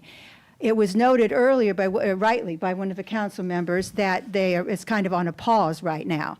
But it's on a pause because word was leaking out, and then all of a sudden a bunch of people showed up and resisted, and then it was like, okay, let's put this on pause and we'll look at it. But just like the maglev issue, behind the scenes, a pause doesn't mean there's nothing happening. A pause does not mean there is not backroom chatting and this kind of thing. And I will tell you, populist and progressive doesn't mean honest and looking out for the people. We heard populist thrown about. Progressive for whom and how is it maneuvered? And when you have people like Dr. Samuel Moki out there being put forward as somebody good for the environment, this kind of thing, that's probably going to go right in despite what people are protesting. It's a deal already. So watch what they do, not what they say. Watch what people do. I'm not saying public servants are bad. They're not. We have a lot of great people. But watch what they're actually doing, and are they communicating with the people? For example, on the data centers, it's like squeaking. It does remind me of the neglect. Like, oh, oops, we've got data centers. And it's a big problem nationwide. We've seen last week 5 articles in the Washington Post all about AI, questions about AI, and about the data centers too, and comments about construction and how many jobs, the same kinds of issues. So please take notice, and thank you very much. I appreciate it. Thank you, Ms. McCutcheon. We appreciate you taking the time to speak. And so this concludes the public comment portion of tonight's agenda. And now we're moving into unfinished business, which is a little bit lengthy, so we'll ask you to bear with us. The first unfinished business item is A, the ordinance 07-2026A, as well as ordinance 07-2026B. So Town Administrator, we will turn that over to you. Thank you, Mayor and Council. Over the last 2 months, we provided some information in regards to the town's desire to update its fees and fines. The first one is 07-2026. We're going to call it -A. It's an ordinance of the Mayor and Council of the town of Bladensburg to enact Chapter 9 fees and return check fee and collection fees and other services. And it also authorizes the fee for return checks for services required to collect and of fees and fines owed to the town. I'm going to read this one in full because it's changed a little bit since the other ones, and we've had it posted for about a month. So, whereas, as pursuant to 5-201 in the local government article code, annotated in the Maryland Code of the town of Bladensburg, hereafter known as the town, has the power to pass an ordinance that it deems necessary to protect the health, safety, and welfare of its citizens and the municipality, and to prevent and remove nuisances. Also, whereas an efficiency to collect fees and fines by the town, it's necessary to institute a return check fee and authorize the fee for the services required for fees and fines in the town. And whereas the council has determined that it's in the public interest to authorize the settlement of an asset assessment for a fee for a return check and authorize the collection services for fees and fines owed to the town. Therefore, let it be it ordained by this act of council to enact Chapter 9 fees, return check fee, and hereby enacted as following. Sorry, I'm trying to change my page electronically. 1, the return check fee may assess a fee to the issuer of a check that is returned unpaid for insufficient funds, and this fee may be approved by council by resolution. So we'll provide you a second resolution in the next agenda. Therefore, be it ordained that fees and fines and services may go into arrangement to collect overdue fees and fines for the town and assess a fee to authorize an assessment for the fee and collection services be approved as a resolution. And be it further resolved and ordained that this shall take effect in 20 days from the date of adoptions, and be it further ordained that any section or subsection and sentence of the clause, phrase, word of this ordinance is therefore for any reason to be held illegal or otherwise invalid by the court, competent jurisdiction, such validity shall be severable, and shall not affect and impair the remaining sections, subsections, provisions, sentence, clause, phrase, word, or word within this ordinance. And if the intent of the town to the remainder of the ordinance shall remain in effect and force and valid and is enforceable. And then this was introduced in September at our last council meeting, and the ordinance will be prominently displayed. And the mayor, town council, we're asking that you would have this at the regular meeting, which is today, October 20th, 2025, and it will be signed by Ms. Watson and the mayor. That is the first ordinance. I wanted to read it into the record because the town attorney advised us that we needed to split these into 2 different sections. That is section 1. Are there any questions? Any questions from the council? No? Okay. So I'll start with section B. So, ordinance 07-2026, section B. An ordinance to the mayor and town council of the town of Bladensburg to amend chapter 112, vehicles and traffic, and amending 11211, payments of fines, fees, and other charges, to institute a flag release, a boot and immobilization fee, and to conform with the practices with respect when a payment of fines and administrative fees are due. Whereas pursuant to 5-201 of the local government article, annotated code of the state of Maryland, the town of Bladensburg, herein known as the town, has the power to pass such an ordinance that it deems necessary to protect the health, safety, and welfare of its citizens for the municipality. Whereas the Transportation Code, annotated code, and amended, authorizes the town to regulate traffic and parking and to issue citations for traffic and parking violations. And whereas the council has adopted Chapter 12, Vehicle and Traffic, to regulate traffic and parking in the town.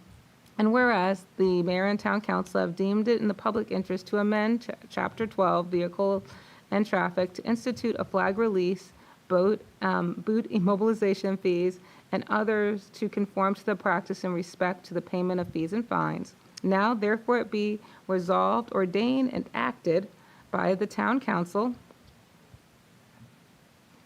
of the mayor and council of Bladensburg that Chapter 112, Vehicle and Traffic, and Chapter 112-11, Payment of Fines, be hereby replaced and amended as follows.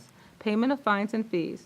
penalties and administrative fees may be set by resolution by the town council.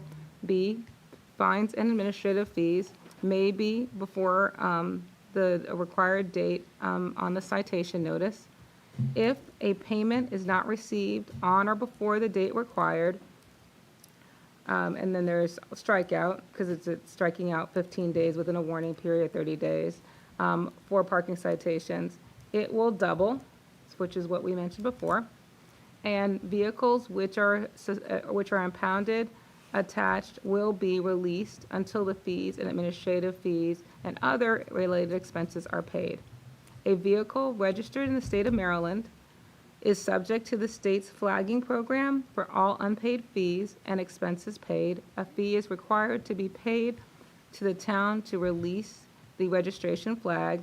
A fee may be assessed for the owner for any vehicle that is boot or immobilized for failure to pay outstanding traffic violations.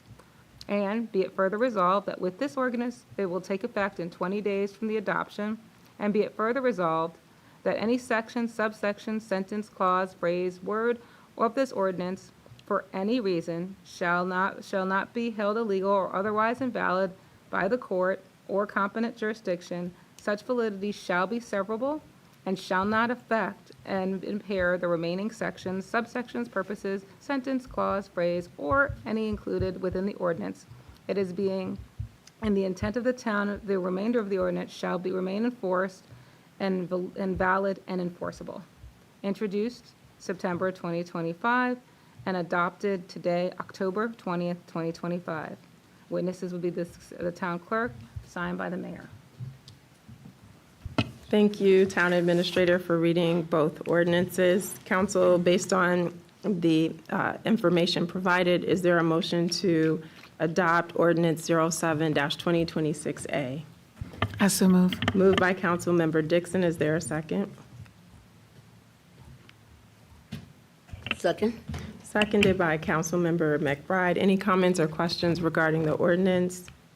Hearing none, I'll call for the vote. All in favor, let it be known by the saying of aye. Aye. Aye. Aye. Any nays? The ayes have it. The ordinance passes. Council, is there a motion to approve Ordinance 07-2026B? So moved. Moved by Councilmember Brown. Is there a second? second. Seconded by Councilmember Dixon. Any comments or questions regarding the the ordinance?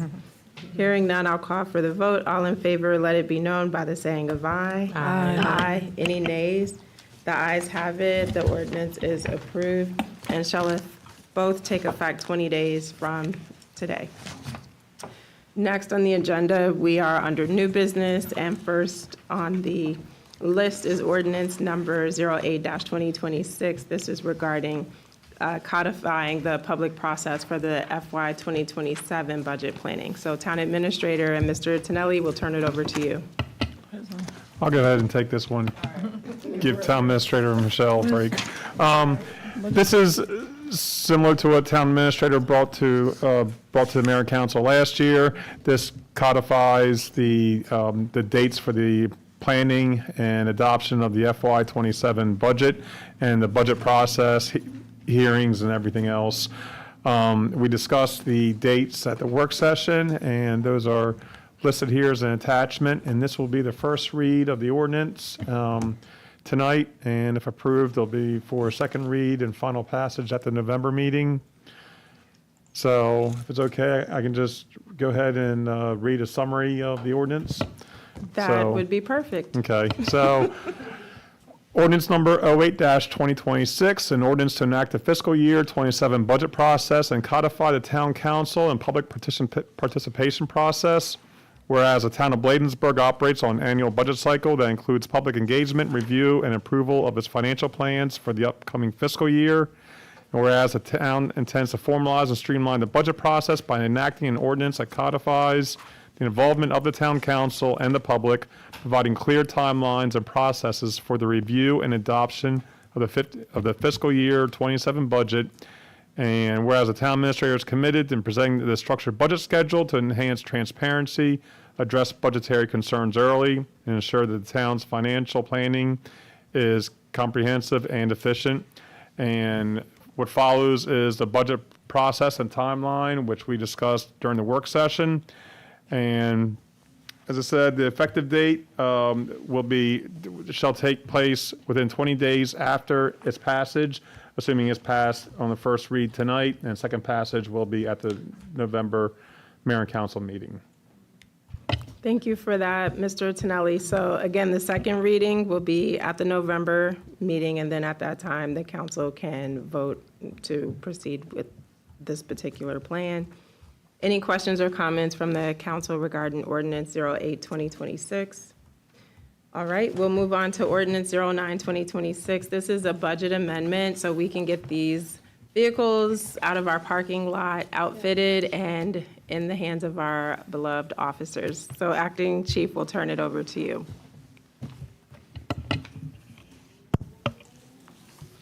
So like I said earlier, these vehicles have been ordered and sitting for a while, and this is just to have the funds to have them all outfitted so that we can distribute them to the officers. The vehicles do us no good if they're just sitting in the parking lot. And this is something that has affect morale with the police department and our fleet. We want to improve our fleet. We have mechanical problems, and we really need these vehicles in service. Thank you, Acting Chief Frischkorn, and just appreciate that for the public who weren't part of the work session. The funding was approved and in the FY 2025 budget, and for some reason, the work wasn't able to be done. So we are just doing this budget adjustment to put the funds in the FY 2026 budget, and then also add a line item for the expenses in the same amount, which is $545,036. With that, council, is there a motion to approve Ordinance 09-2026? Oh, wait, sorry, let me pull that back. We didn't read it or do the abbreviated version. Sorry, I'm rolling because I'm looking at the time. That's fine, Mayor. I'll go ahead and read an abbreviated version based on that great explanation from Acting Chief here. So ordinance number 09-2026, an emergency ordinance to amend the operating budget of the town of Bladensburg for the FY 26 fiscal year.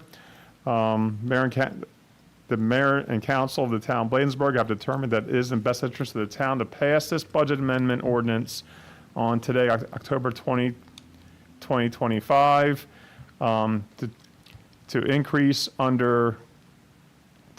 capital expenditures by $77,545 for expenses associated with the upfitting of 4 public safety vehicles, and to increase the transfer from automated enforcement revenues for the same amount of $77,545 to offset the expenses for the upfitting. The overall budget impact is $77,545. As the mayor said, that was because there's money unspent in the FY 25 budget and got forwarded to this year's budget. So, and be it further enacted and ordained to the Charter of the Town of Bladensburg by order of the mayor and council and town clerk. Thank you, Mr. Tonelli. Is there a motion to approve emergency ordinance 09-2026? So moved. Moved by Councilmember McBride. Is there a second? Second. Seconded by Councilmember Brown. Any comments or questions regarding the ordinance? Hearing none, I'll call for the vote. All in favor, let it be known by the saying of aye. Aye. Any nays? The ayes have it. I'm going to sign up for the first ride-along when those pickups come back. I want to get them out on the road. Thank you again, Acting Chief Frischkorn. Next, we will assess Ordinance 10-2026. Town Administrator, I'll turn it over to you.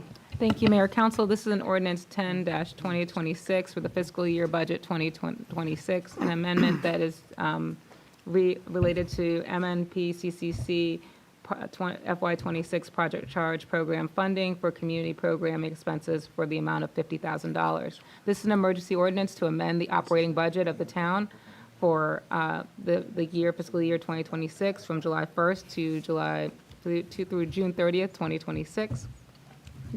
It'll be resolved by the council that there'll be an increase in funding from county project charge proceeds for $50,000 for the use of the town to support community program and quality of life items. There'll be an increase in community initiative expenses by $50,000 for expenses associated with funds to support community program and quality of life items. And then the last thing is that it'll authorize the town administrator to execute the related contracts, agreements, and for the FY 2026 project charge program and support the community programming and quality of life items. The overall budget impact is zero. This item will be enacted and ordained by the council upon passage for today, October 20th, 2025. Thank you, Madam Town Administrator. Council, is there a motion to approve ordinance 10-2026? Moved by Councilmember Dixon. Is there a second? Second. Seconded by Councilmember McBride. Any questions regarding the ordinance or comments before we vote? Hearing none. Yes. Just real quick.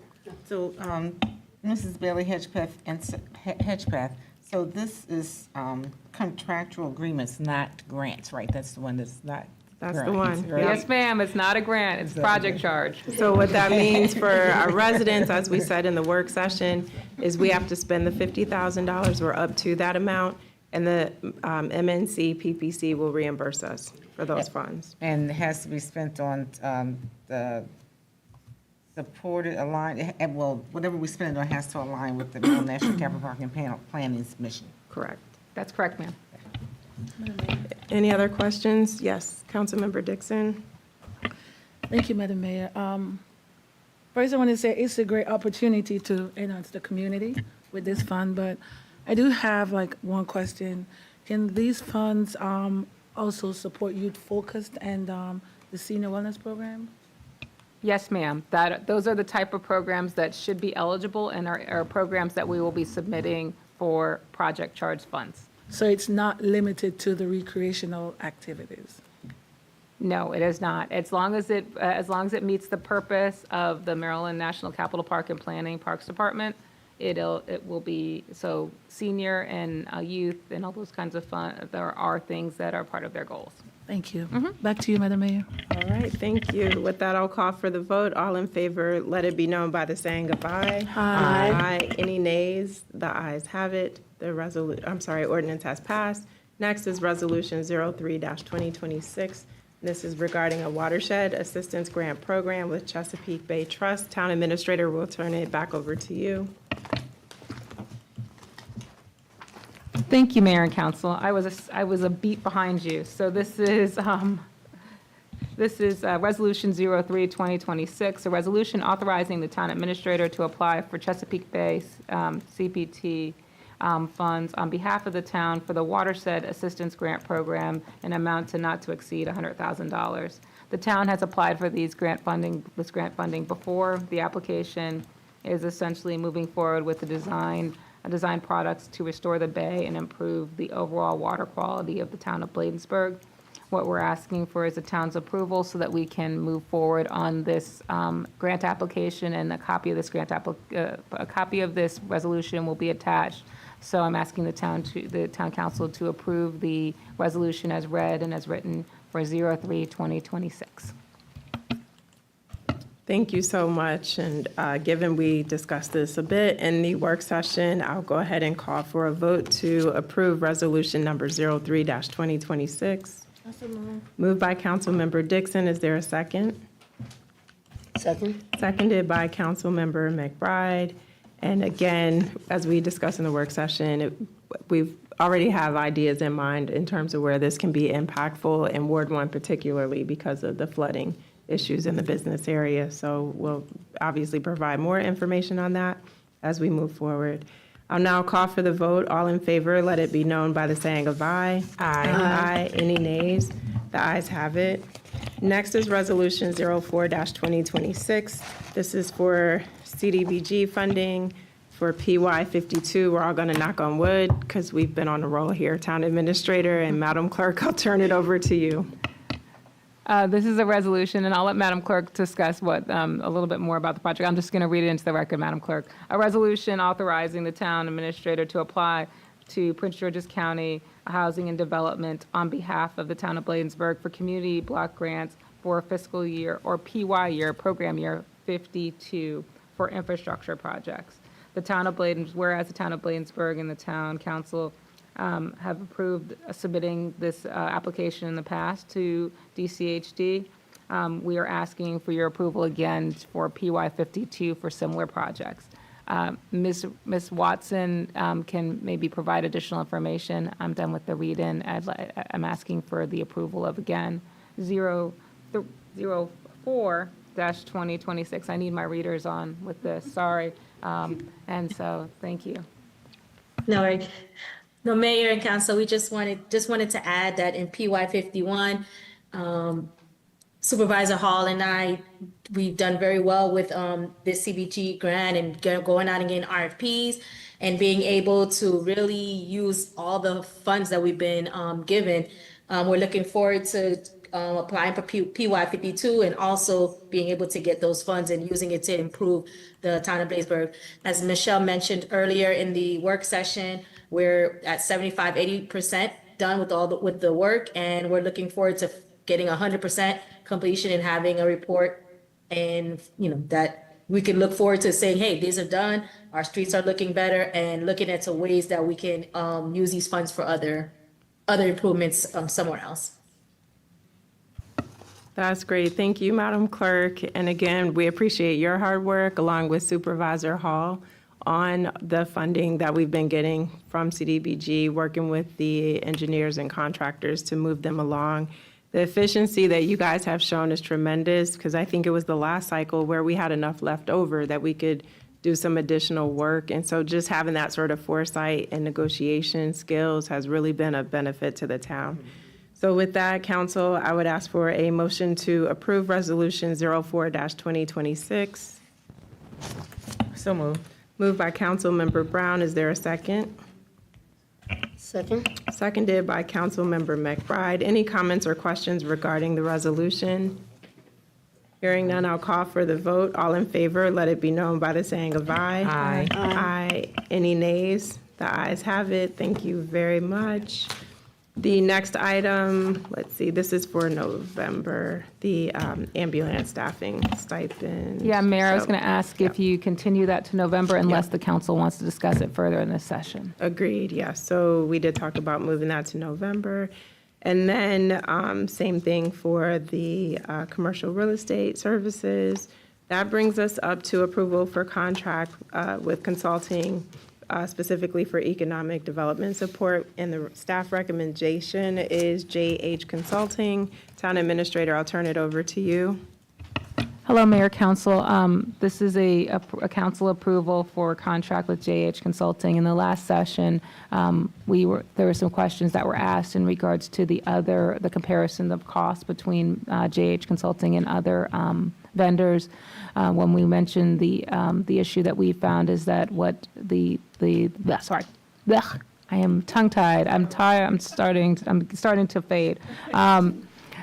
So the differences between the contracts were the number of hours that were offered as part of the contract and the hourly cost. I think the question that was asked was that with JH Consulting, there's a flat fee of $27.50 per month, and we have been able to utilize more than 25 hours per month, and there's not a cap on our hours. Whereas when we looked and evaluated the other participants of the bid, they had a set cap, and after that point, there was an hourly amount. We interviewed three finalists, and we found that JH Consulting met our needs, and he is also the incumbent who has transferred from another company.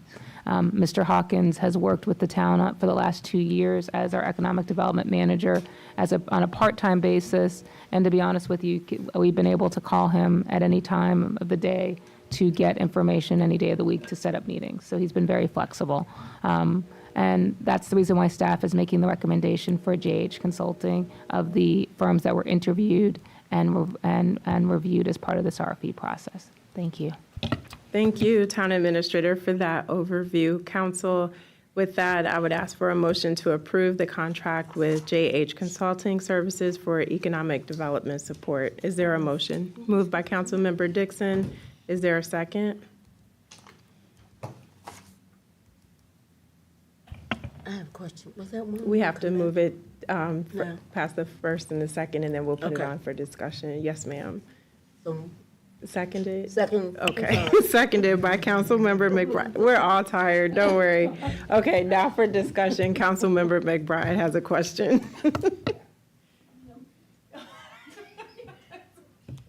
It's been a long day for several folks, don't worry. Any other comments or questions from the council? Hearing none, we'll call for the vote. All in favor, let it be known by the saying of aye. Aye. Aye. Aye. Any nays? The ayes have it. Thank you so much. At this time, we are moving on to discussion regarding the tasers, which Acting Chief Frischkorn briefed us on in the work session. Acting Chief Frischkorn, any other information you want to provide or a quick summary before the council puts this up for a vote? I can do a quick summary of what I spoke about earlier. So this is basically moving from one platform of TASER to another, a newer version. There's a lot of benefits to it.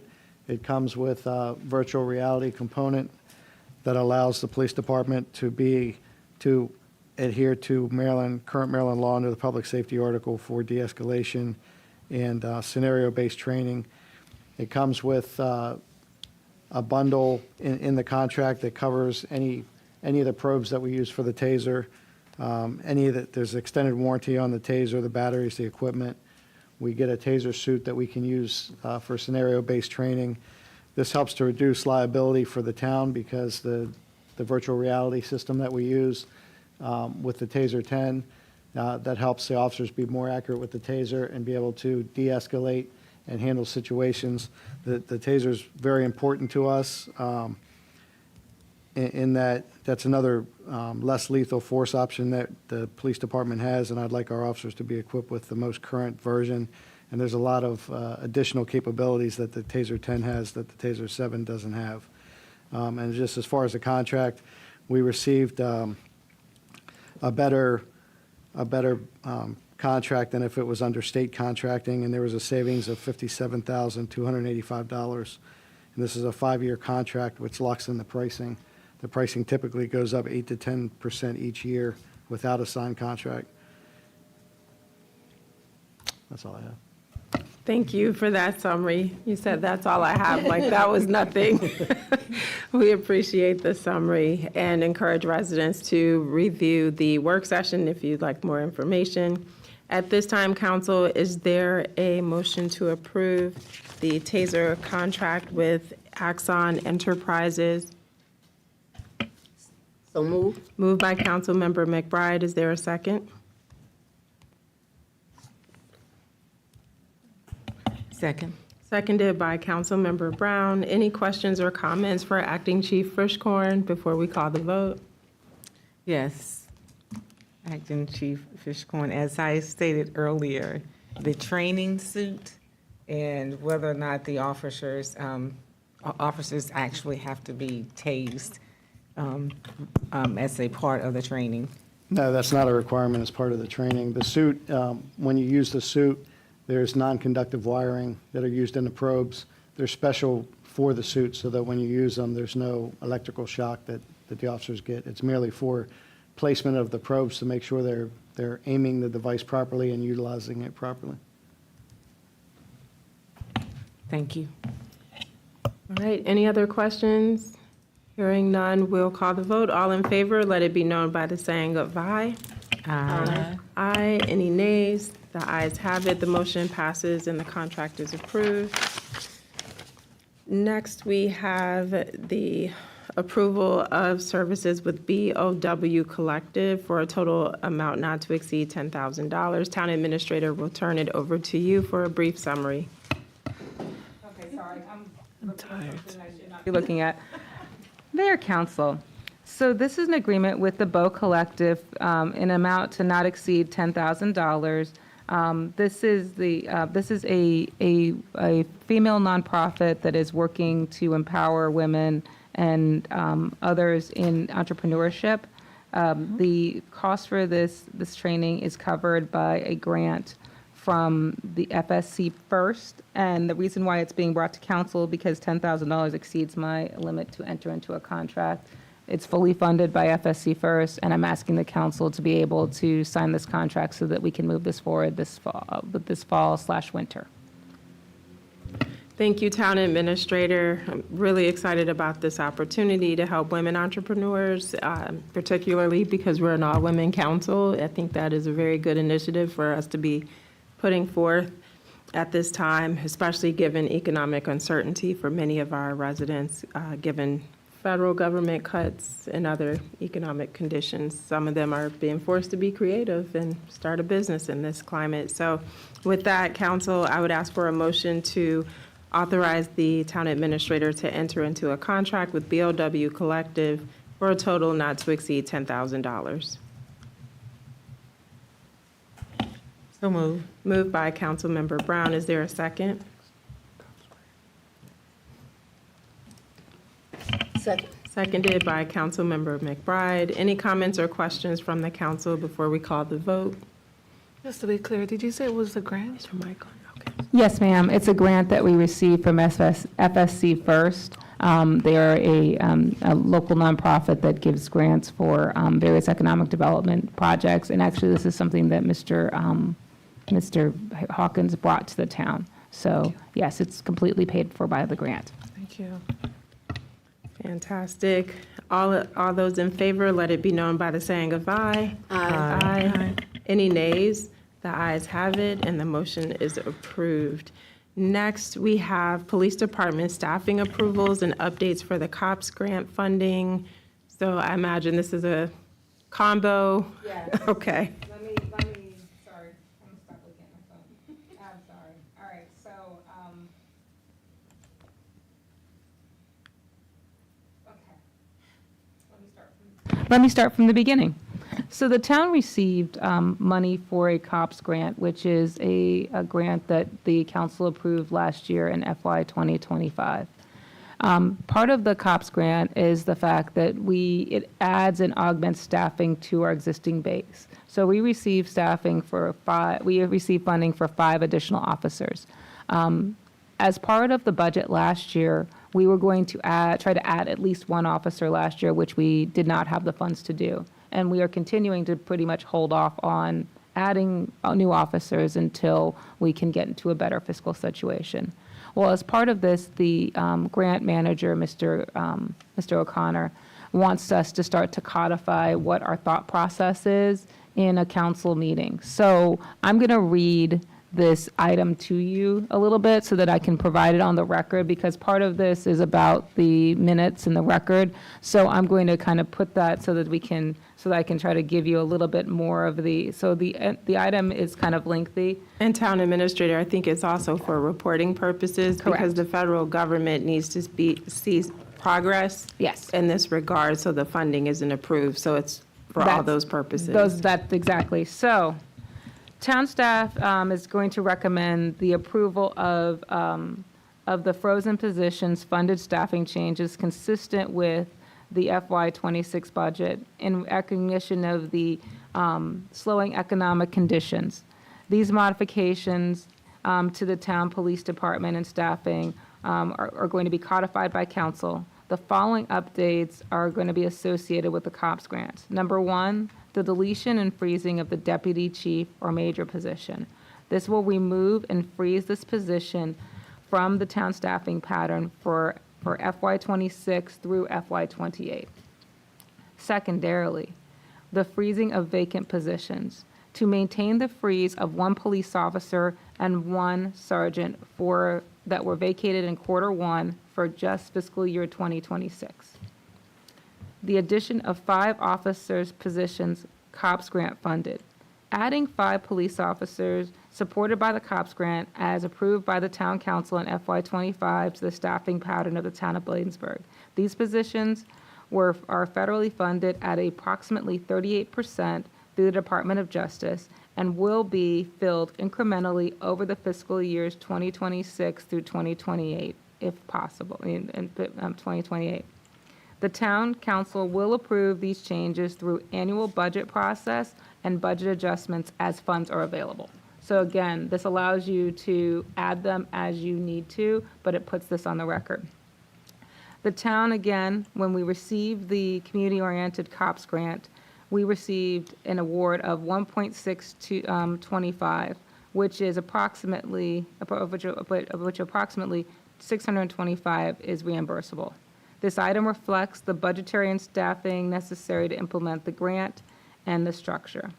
Again, what we want to put on the record is that we want to make these changes, and this is the part in bold. These changes are being implemented to highlight the fiscal and budgetary constraints of the town due to worsening economic conditions and conditions that are anticipated to affect after the October 2025 federal shutdown and on the local economy. So basically, what we want to kind of cite is that we know that the shutdown has happened.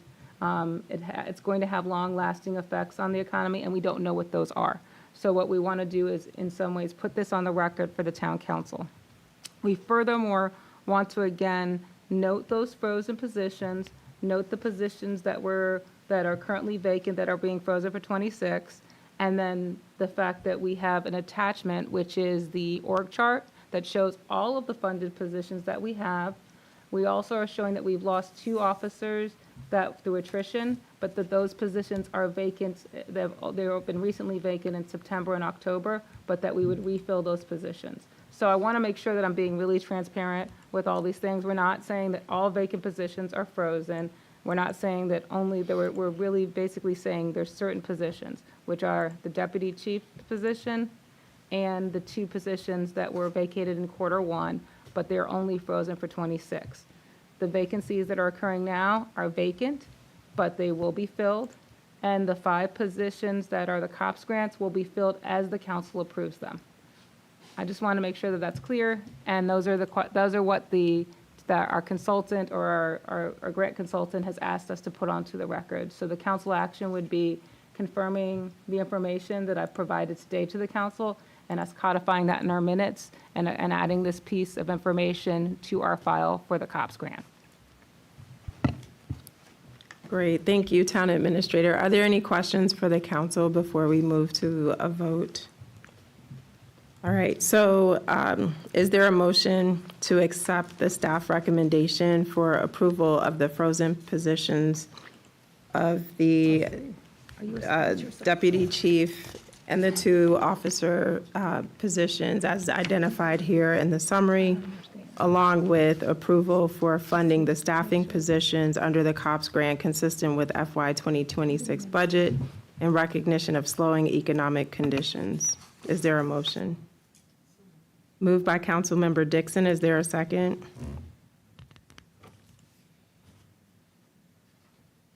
Second. Seconded by Councilmember McBride. Any further comments or questions for Town Administrator? Hearing none, I'll call for the vote. All in favor, let it be known by the saying of aye. Aye. Aye. Turn on? Aye. Okay. All right, the ayes have it. The motion passes. Next is the item concerning the town's health insurance coverage as well as the recommended broker services. Town Treasurer Tonelli, we will turn it over to you to give the Town Administrator a break. Regine, you want me to take this? I can go ahead and do it.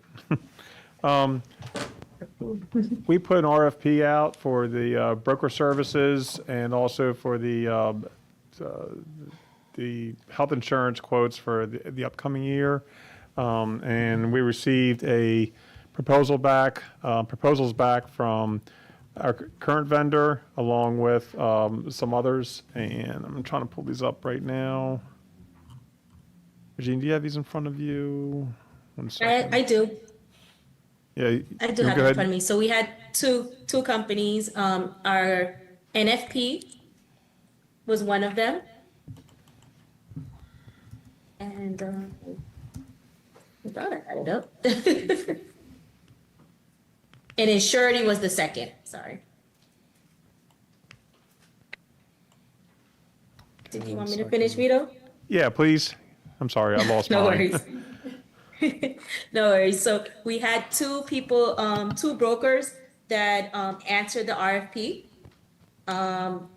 Because of timing, we did continue with our current broker, NFP, who did actually give us a full bid that included the proposal with the health insurance proposals for this upcoming enrollment period.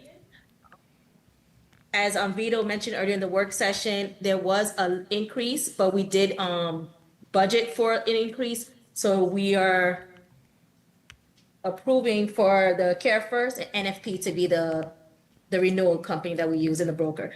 So I'm sorry, the anticipated increase we expected was 8.5. However, the price came up to about 10.7 in increase. And as Vito said, this is something that we know is happening in the world that we are right now. So we're not surprised that it's a 2% increase, but we're comfortable with the increase now. There will be no changes to the current plan right now to the employees or anybody currently. And so staff recommends that we go back with Care First as well as NFP as our broker for the next 5 years. That's helpful. Thank you, Madam Clerk. Council, do you have any questions for either Madam Clerk Watson or Town Administrator, Town Treasurer Tonelli? Running it all together. All right, so with that, is there a motion to approve authorizing staff to enter into a contract with broker services with NFP? So moved. Moved by Councilmember Brown. Is there a second? Second. Seconded by Councilmember Dixon. Any comments or questions for staff regarding this? Hearing none, all in favor, let it be known by the saying of aye. Aye. Any nays? The ayes have it. Thank you so much. The next item was moved since we handled that informational update in the previous meeting. So we are now at the time of staff reports, beginning with Treasurer Tonelli. Oh, I need to put myself together. We are moving right along here. I have attached report for the first quarter, and it's in, yeah, and it's in there for your review. Couple quick highlights. We received the first installment of their property taxes collected by the county. It was $3.7 million, which is the highest collection that we've ever received, and that is not based on taxes, but is based on tax rate, I should say, is based on accelerated payments. So either mortgage companies or everybody has accelerated their first half their payment, and it came through a lot quicker than I've ever seen in the years I've been here. So that certainly does help cash flow. And also attached in my report, the highway user report I submitted to the state. And just some quick figures there. We have an ending balance of reserves of $423,000. As Town Administrator Michelle said it during the work session, we're fortunate that we have this CDBG funding to construct for funds to construct our roads, sidings, sidewalks, and curbing. So it takes the pressure off having to rely solely on the HUR money. And we also attached is we received a extension for the annual audit to the end of this calendar year, to December 31, 2025. And that's just timing, so we can bring it to the mayor and council at the December meeting for approval, and then it gets submitted to the state. Upcoming event, have the Maryland Government Finance Officers Quarterly Conference this Friday, and I'm mainly going because of what we heard earlier for the Board of Revenue estimates to see what is in the, what do you call? Yes, thank you. I just can't, I was trying to make a statement with a crystal ball, I think, so it's getting late. Mr. Baird, can you confirm there's a crystal ball in the comptroller's office? It's still cloudy, we're trying, it's like, yeah, yeah. Ask again, so, but that's all I have for the mayor and council, so, and for the public, and again, it is in the, it's attached. Wow, Vito finished before 3 minutes, everybody. Thank you, sir. Next, we'll turn it over to Acting Chief Frischkorn for the Public Safety Report. The only update that I have is this weekend, we had a major traffic accident with mass casualties. We had the press release at the press conference this morning. It was in the 4100 block of 56th Avenue, and there was one fatality. It involved 8 children, 14 people injured. That was handled collaboratively with all the different sections of the department. We were able to quickly identify the person that was responsible and take them into custody. All that information was provided in updates on press releases. That's the only information that I have for an update. Thank you, Acting Chief Frischkorn. It's amazing how you summarize like almost 48 hours of nonstop work in about 2 minutes. I mean, from 10:15 when this happened, the PD's been working on this nonstop with very little sleep, trying to move this case forward and make sure that the suspect didn't go unfound for too long. And so the fact that you had someone in custody in less than 48 hours later is just remarkable. So we really appreciate your leadership in guiding us through this. The handling of the press conference was so well done between you and PIO Officer Green. We just can't thank you enough. And to the officers who responded on the scene Saturday night, our hearts go out to them, and just gratitude for how they jumped in to help, immediately trying to lift the vehicle, just doing all the stuff to help render aid to the victims. And so please extend our gratitude to each of them. And I think we owe them a huge round of applause for all that they've done.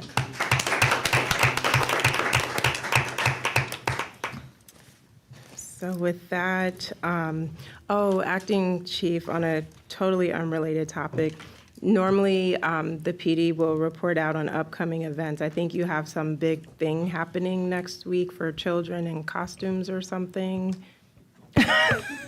Some kind of shindig. Yeah, we have the trunk or treat coming up. I don't have the exact date of that. And then we also have what they mentioned earlier about the Veterans Day.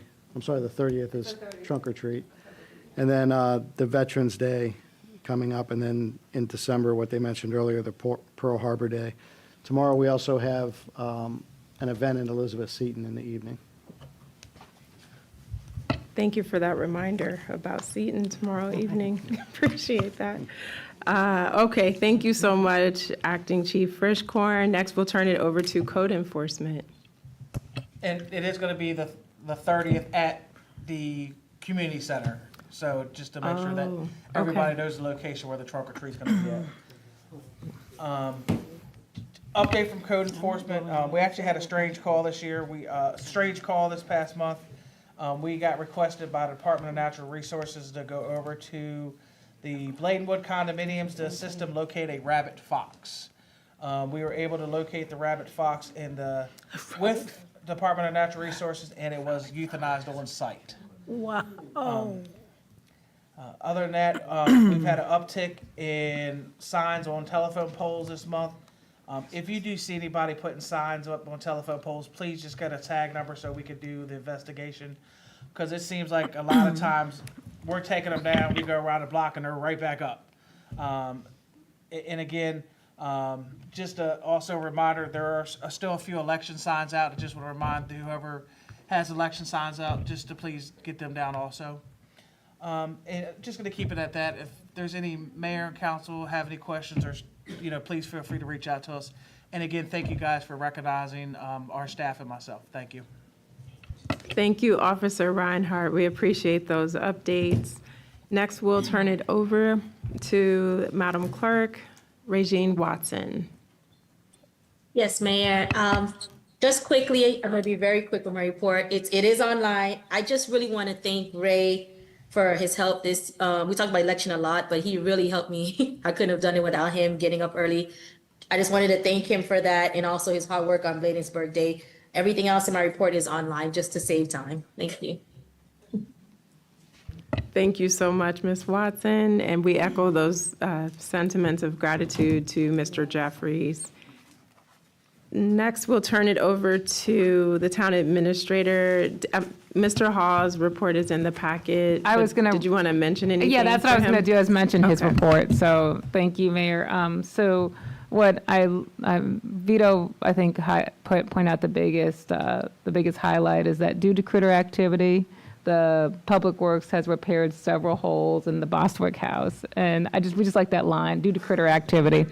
But what I'd like to I say. did want to know which critters, because I'm hoping it's raccoons and not other critters. It's raccoons and beavers and all sorts of critters with big teeth, because they are chewing through everything. So I'd say, but I would like to say that Mr. Hall's team has done a really good job. And the one thing I really want to highlight are the new blue trash cans that you might be seeing around town. We bought about 8 or 9 of them, and they've been implemented on different to try to combat litter around the town. And then they also worked in regards to to cleaning out some of the drains, the catch basins and drainage during the recent heavy rains. The one thing that we're going to be doing next weekend, which is on the 25th, is the Clean, Green, and Elevate. So we're going to be doing plantings around town, and we're going to put in some bulbs for the spring. So it's sort of like that spring forward. We're trying to get them in now so that we can have some volunteers. So it's on the 25th, which is Saturday, here at Town Hall from 9 a.m. to 11 a.m. We're going to get out quick, do some planting, and get back out and have the rest of our lives back to us. But I'll be here with Public Works, and we'll be out planting and greening and cleaning and elevating along with the Prince George's County as we green, clean, and elevate. All right. Did you put that on a T-shirt? My goodness. Okay. Thank you. That completes the staff reports, and now we'll turn it over to the council for reports, beginning with Ward 1, Councilmember Brown. Thanks, Mayor.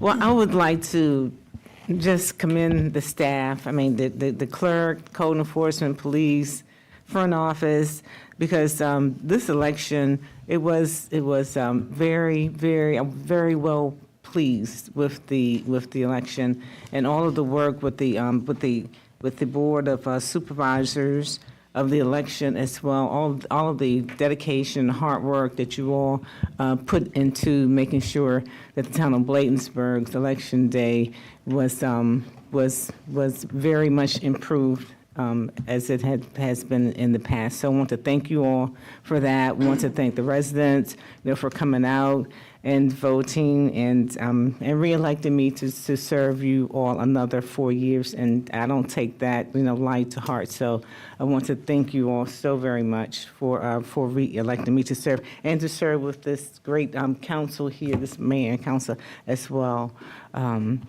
Leading up to the election, because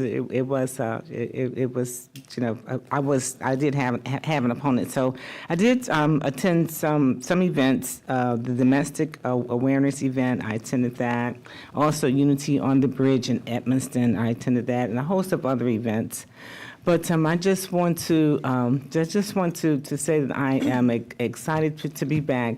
Once again, thanks to all the hard work with our front office staff. And I just really look forward to continuing in the trenches and serving the community and serving the residents, continuing to make this a place where people who just want to live, work, and grow here. So once again, thank you all. Look forward to serving again for another 4 years. Appreciate it.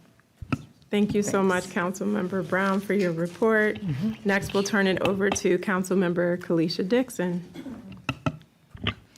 Thank you, Madam Mayor. Good evening, everyone. I just want to extend my congratulations to Councilmember Brown, Councilmember McBride, and of course, our mayor for being re-elected. I just want you to know I appreciate the council. So thank you again for being here. I want to say thank you to the staff here at the town of Bladensburg, Michelle, Latia, Regine, our clerk, Jessica Ray, of course, Tina, and the one who gave us the number, Mr. Vito. Thank you so much. Thank you to the police department for always giving your 100% to the community. We appreciate you. Of course, court enforcement and public work. Thank you for your hard work. Thank you for your dedication. Thanks to the residents who actually, it's because of the residents why we're here. And so we want to thank you so much, as Councilmember Brown stated.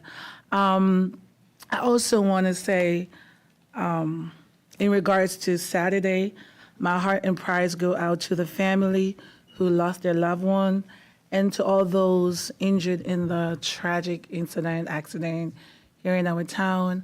We're praying for you, and we know it's a sad time right now, but just know that the council is here for you. I attended the COG meeting, CFR state and local official webinar, MML conference, PGCME meeting, and also Unity on the Bridge at the town of Edmondson. Thank you. Thank you, Councilmember Dixon. Love the applause. Thank you. Yes, yes. Next, we'll turn it over to Councilmember McBride for Ward 2. Good evening, everyone. I'm grateful to be here. I want to thank everyone, first of all, for the election committee, all the hard work that you put together. And thanks most of all for the public for re-electing me back as council member. I'm grateful. Didn't think I would be here, but I'm very grateful. So thank you very much. I would like to say that I haven't been to a lot of events, but I've been to our community meetings that have been held on Saturdays.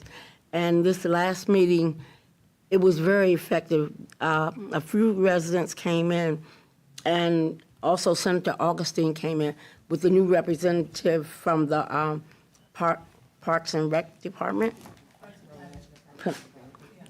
And so we met her, and so we look forward to working with her soon on some events. But I appreciate our residents coming in because they gave out some definite information for us to think about and working with our community. And I was very appreciative, so it was an eye-opener. It was some older residents from Ward 1, but I appreciate them. And it makes us want to think a little more on what we need to do or what we are doing in Bladensburg and how we can become more effective. I did attend the MML conference, and I want to say I'm thankful that I have one class and I will be graduating. So thank you, Town of Bladensburg, for all the tools that you've given me to work with to better myself as a council member. And that right there is the end of my report. Thank you. Thank you so much, Councilmember McBride, for your report. And 3, 2, 1, go. Okay, so in the month of September, I also joined members of the council for the county executive's visit to District 47, hosted by Senator Augustine. We met with her, had the opportunity to meet some of her leadership in terms of directors or DCAOs for the various agencies in the county, which is super important for us to know who to go to for whatever issues we have, given the changing of administration. I also attended the MML board retreat, which was held at the National League of Cities headquarters in Washington, D.C. We are, under MML, a member of NLC because of the size of our town. I think our membership is free. But the director for federal advocacy gave some federal policy updates. And so this is in the written report, which I believe is online, but it's no surprise that we'll receive likely reduced or either flat funding for federal government programs, which are vital to local communities such as ours. There's an approaching deadline. This was for September, so I think the deadline has passed for the National Defense Authorization Act, which also had some funding in there that was relevant for municipalities. Additionally, on the federal transportation funding, which was authorized by the Infrastructure Investment and Jobs Act, the funding is set to expire next year, so NLC is working to secure continued access to that funding for local governments, because when you think about Quincy Avenue or Quincy Street, projects like that really are relying on this federal funding. They talked a bit about the One Big Beautiful Bill Act and impacts to municipalities, which I think we're mostly familiar with. Also, the Road to Housing Act, we had an update on the FEMA Act of 2025, which is critical for us in Maryland because Western Maryland was devastated with flooding earlier this year, and they're still fighting to get funding from the federal government for that. We had representatives from the Trump administration there, so I was able to ask them directly to help support those communities in Western Maryland who are still reeling from the flood damage. We'll see how that goes. And also on my to-do list is to follow up with them regarding our flood mitigation project because the funding source, while the county is putting in 1.5 million, we've put in 500,000. We're relying on that funding stream for the balance from the federal government. So that FEMA grant is critically important. So again, I'll be following up with them on that. It was noted earlier, there was the Stop the Maglev celebration. We're hoping that's truly the case, but wanted to take the time to join with other community leaders and elected officials to acknowledge the efforts of our advocacy and eliminating that project, hopefully for good from our communities.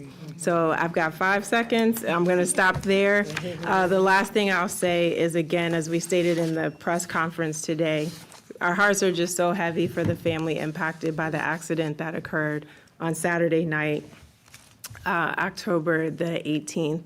And the council is committed to being a resource to the families that were impacted, not just now, but as they move forward and try to heal from this tragedy. And so we will be in touch with them. This is not a one-time thing where they won't hear from us again. And we're committed to doing that because Bladensburg cares.